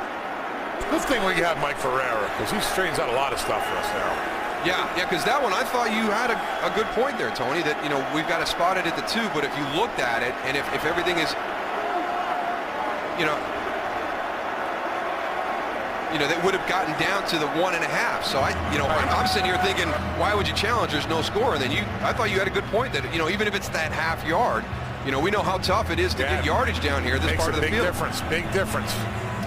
And we assume Tom Coughlin is wondering if he will get his timeout back. He called the timeout initially, then Wisenhunt threw the red flag. He loses a timeout due to the unsuccessful challenge of the play with regard to a touchdown.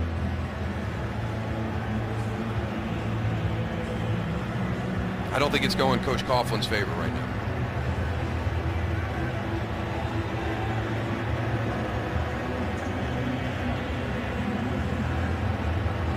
So again, the discussion has to do with whether or not the Giants will get back their timeout that Tom Coughlin used a moment ago prior to the challenge by Whisenhunt. And that's a huge timeout to have if it's just a field goal at the end of this drive and it goes to 23-17. So after all that, it's first and goal for the Cardinals from the Giants 2.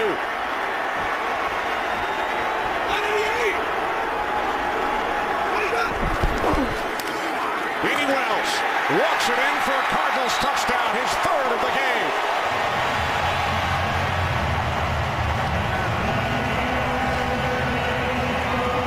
I don't understand. They loaded everything up over there, yet they still do not have contain on the outside. There's so many defenders for the Giants sitting at the point of attack, and yet watch Matthias Kiwanuka come up so high on this instead of squeezing down real tight. But why is he upfield so far on that play? He expands that hole.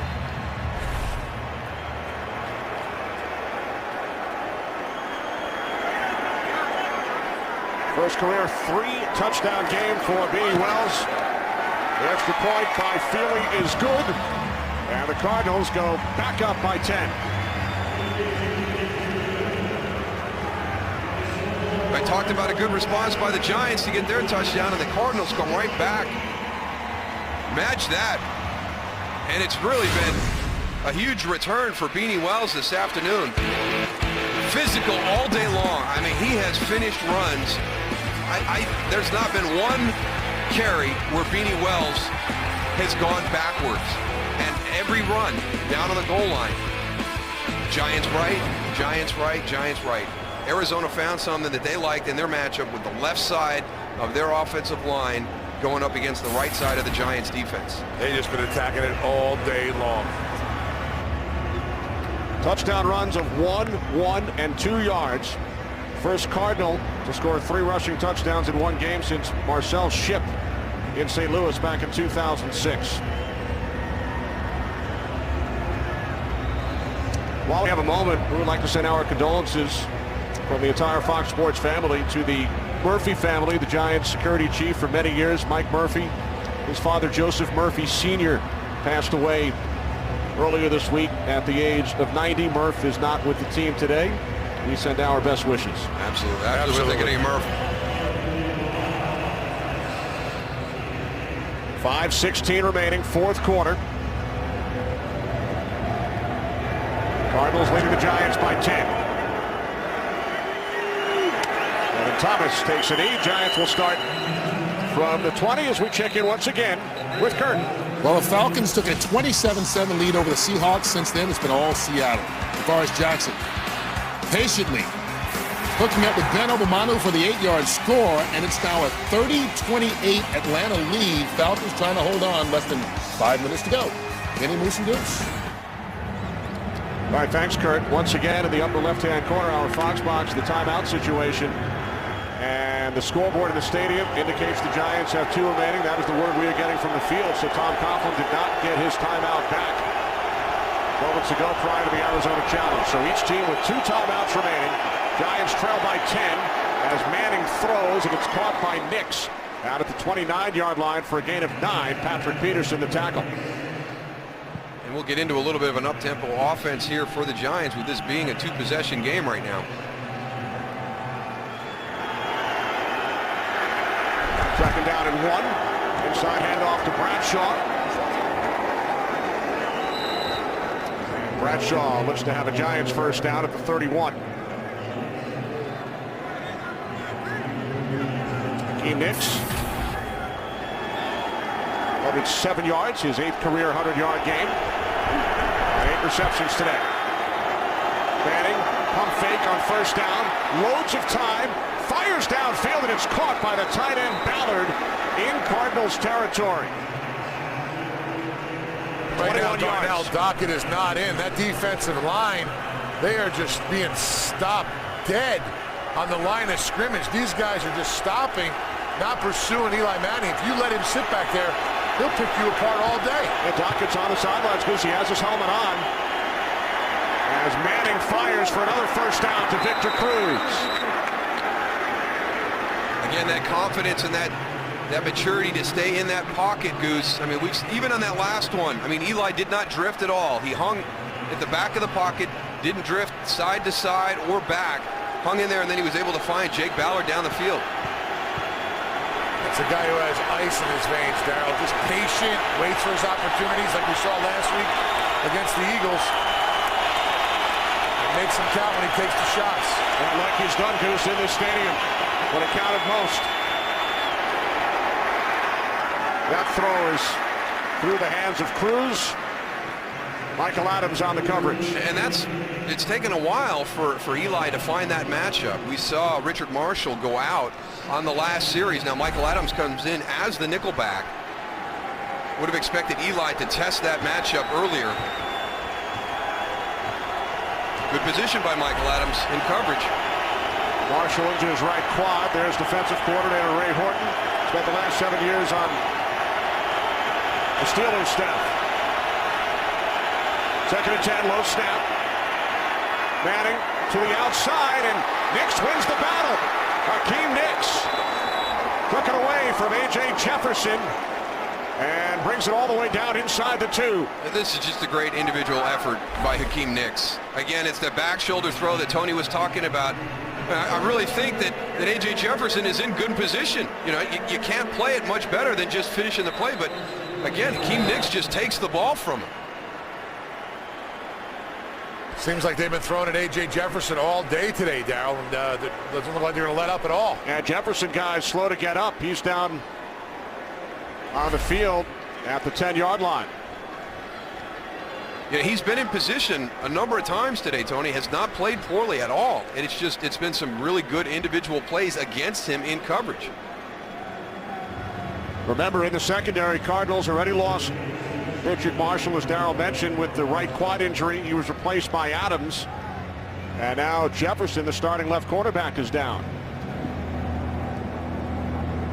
So the Giants, who started this drive at their own 20, have gone 78 yards in 6 plays against Ray Horton's defense. And again, it's not being able to get to the quarterback right now. Eli Manning is being able to stand in that pocket and make throws down the field. He's not being pressured at all. That has been the big difference on this drive. And again, the confidence that we talked about at the top of the broadcast, here the Giants are, they're never going to be nervous about a situation during the course of the game. So they're going to march right down the field right here. And Arizona, you know, searching for something to gain confidence, is finding themselves in a very similar situation to what's happened to them the last 2 weeks.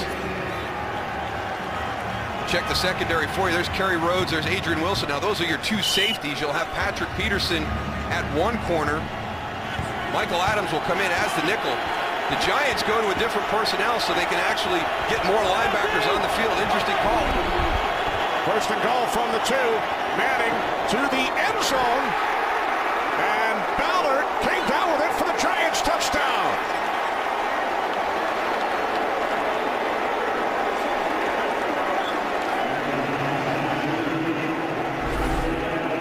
Jake Ballard. Great work in the back of the end zone. Stuart Bradley in position. There's the catch. 1 foot down. Look at the big guy get both feet down. Possession all the way through the catch.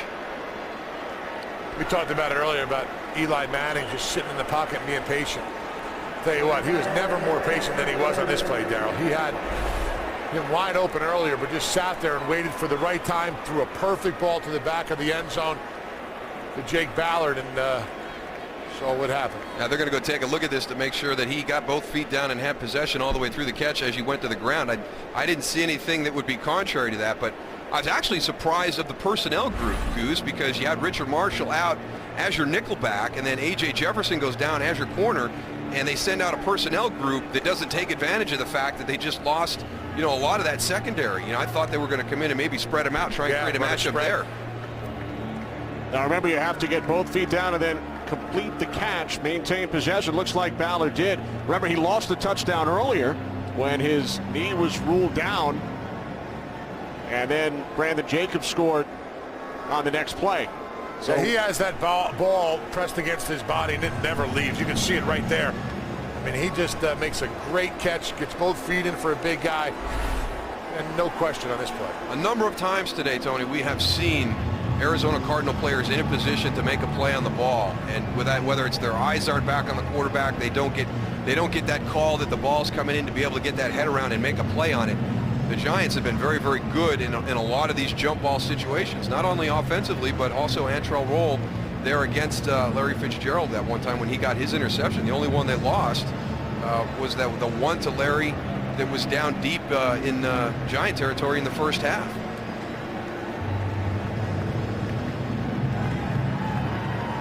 So Jake Ballard hopes that this will not be overturned and will stand as his first NFL touchdown. 6'6" tight end in his second season out of Ohio State. After reviewing the play, the rule on this field stands. Touchdown.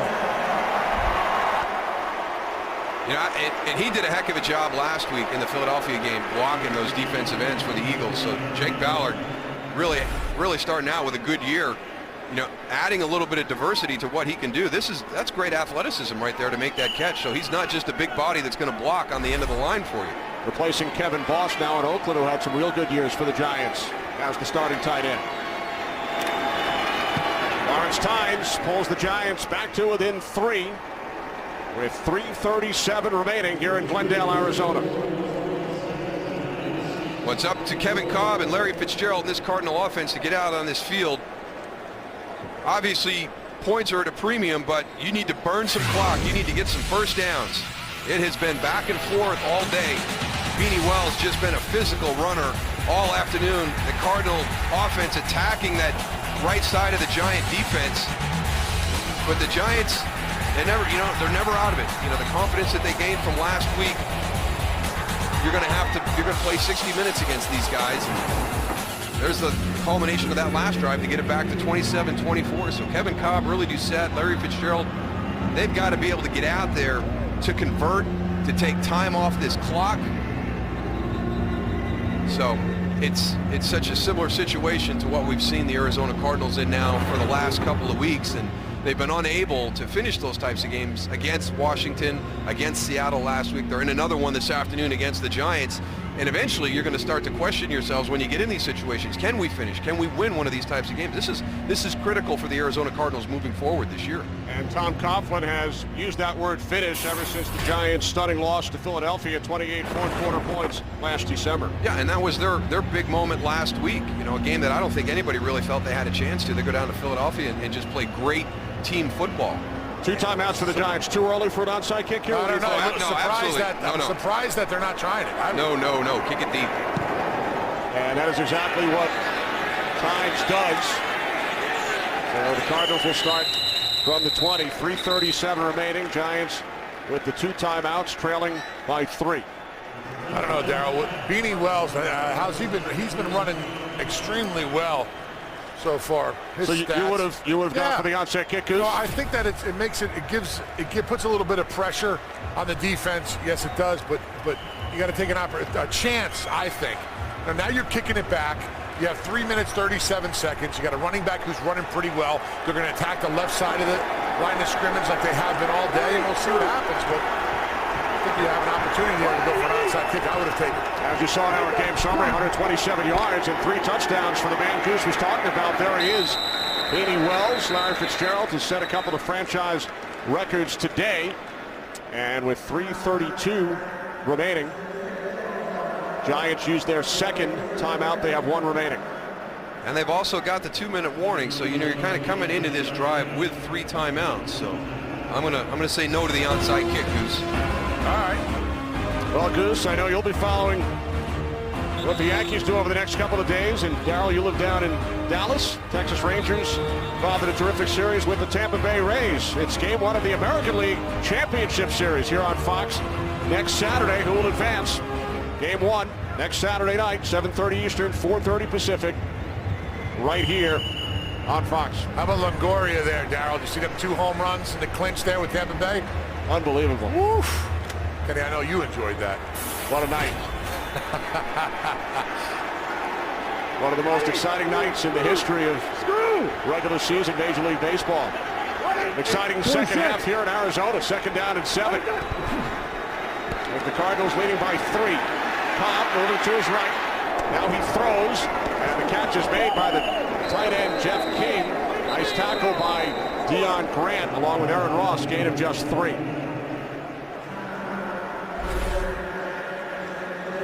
Let's watch Kevin Cobb here in the pocket. Sits back.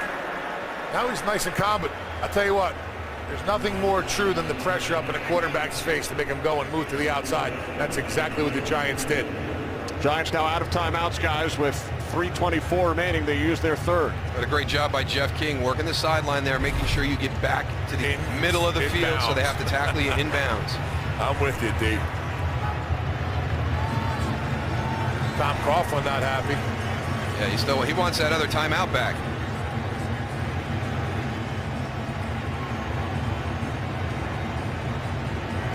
I talked to Carl Pagnelli down here when they were in the end zone kicking that extra point.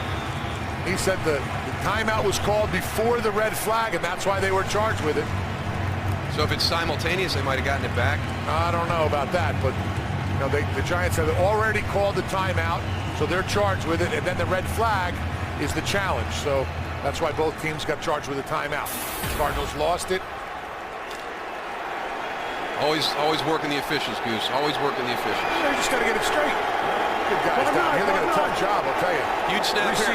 We see it in slow motion, but they have to do it in real time. It ain't easy officiating out here. Cardinals lost that challenge, but the Giants lost the timeout. Now 3rd down and 4. And Cobb's pass is incomplete. No flags. Entree roll on the coverage. Early Doucette, the intended receiver. Giants will get the ball back as the Cardinals will punt it away with 3:21 on the clock. I'm glad we both decided not to go for that onside kick, Darryl. You know, that would have been a bad choice here. Early Doucette has had some plays for the Arizona Cardinals on 3rd down, but not that time. They bring up Antrell Roll, put him right on him, press him up there in coverage.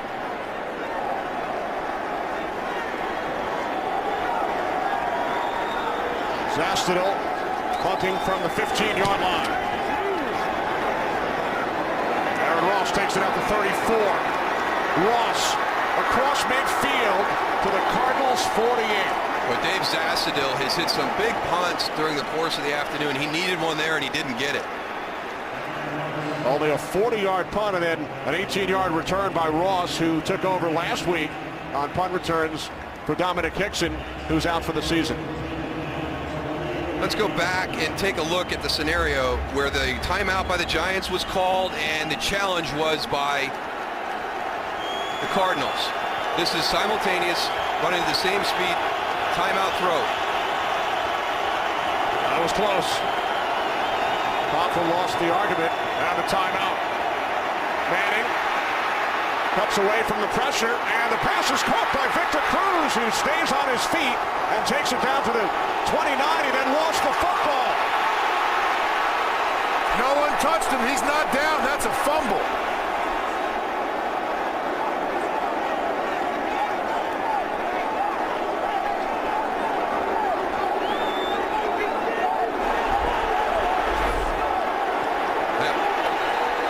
Giants run their next play. At least they tried to. Ken Wisenhunt threw it out. It's not onto the field very far, but he got it out before the snap. Wisenhunt using his second challenge as Cruz was ruled down. Let's take another look. He breaks that tackle. So contacted initially by Adams, stayed on his feet, goes down. No one touches him, and the ball's on the ground. That's a bad mistake by Cruz right there.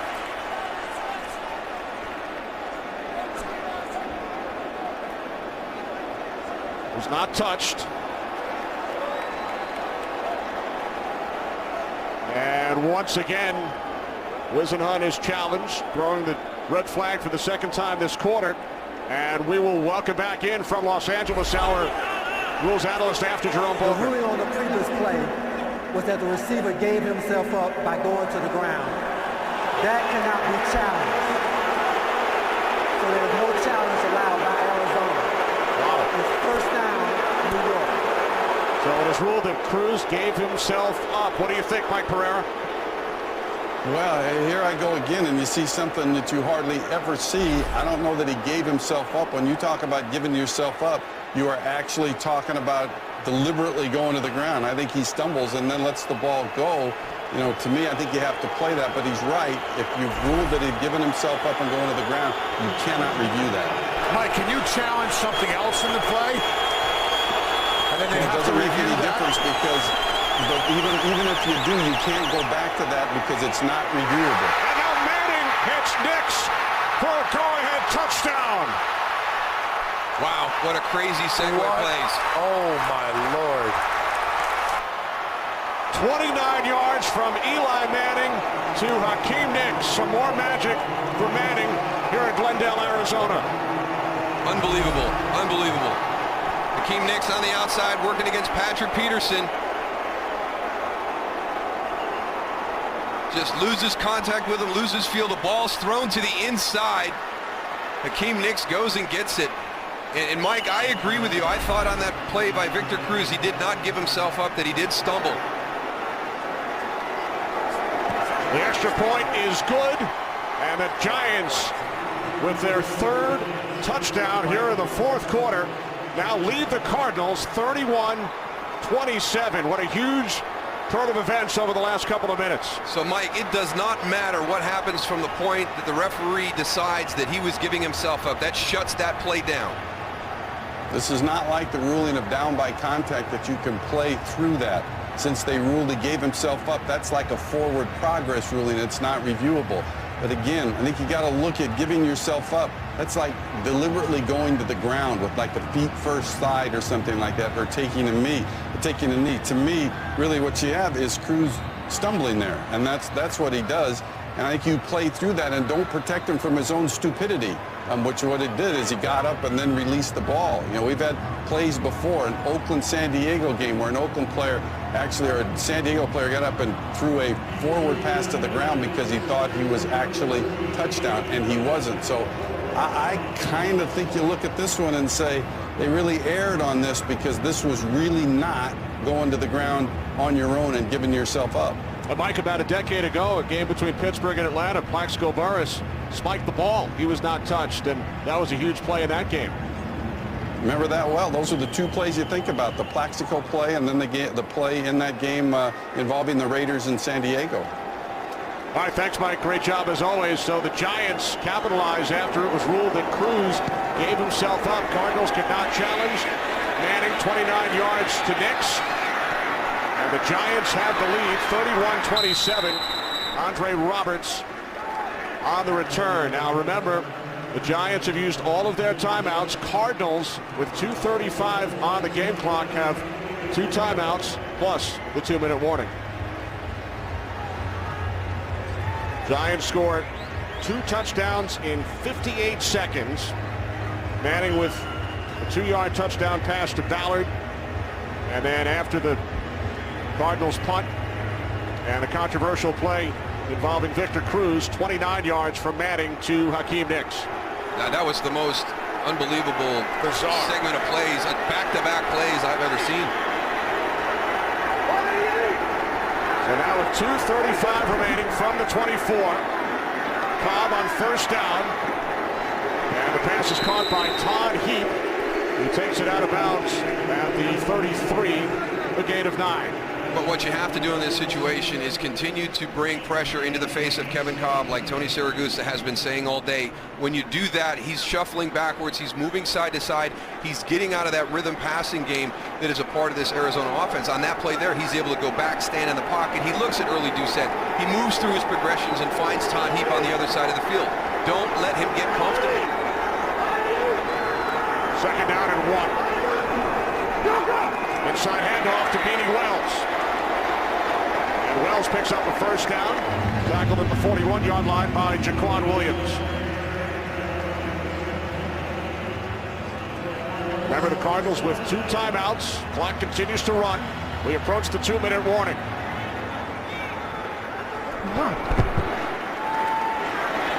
Cobb moving to his right. And that pass deflected by Jason Pierre-Paul. And that will take us to the 2-minute warning. A wild fourth quarter here in Glendale, Arizona. Giants lead the Cardinals by 4.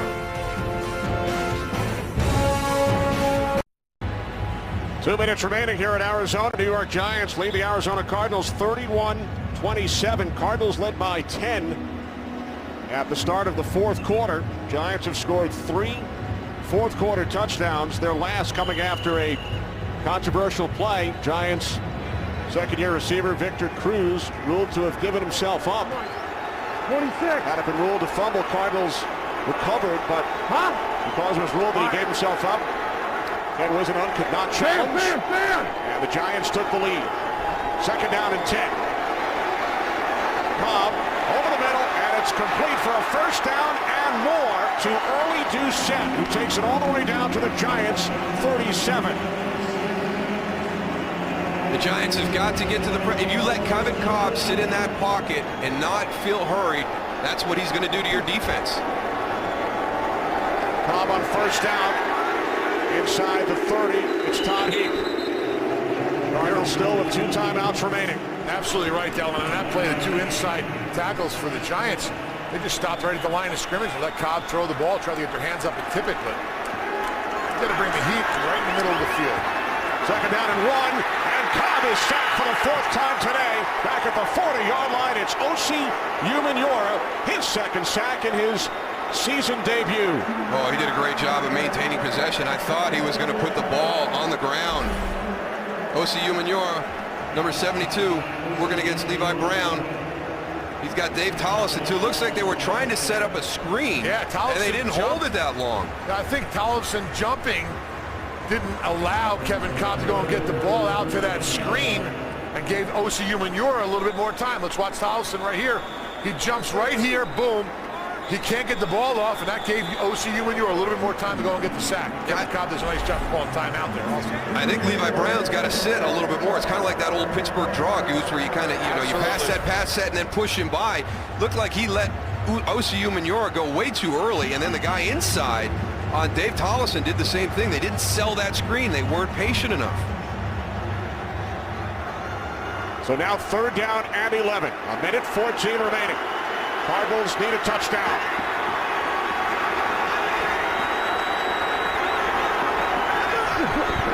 From the Giants' 39.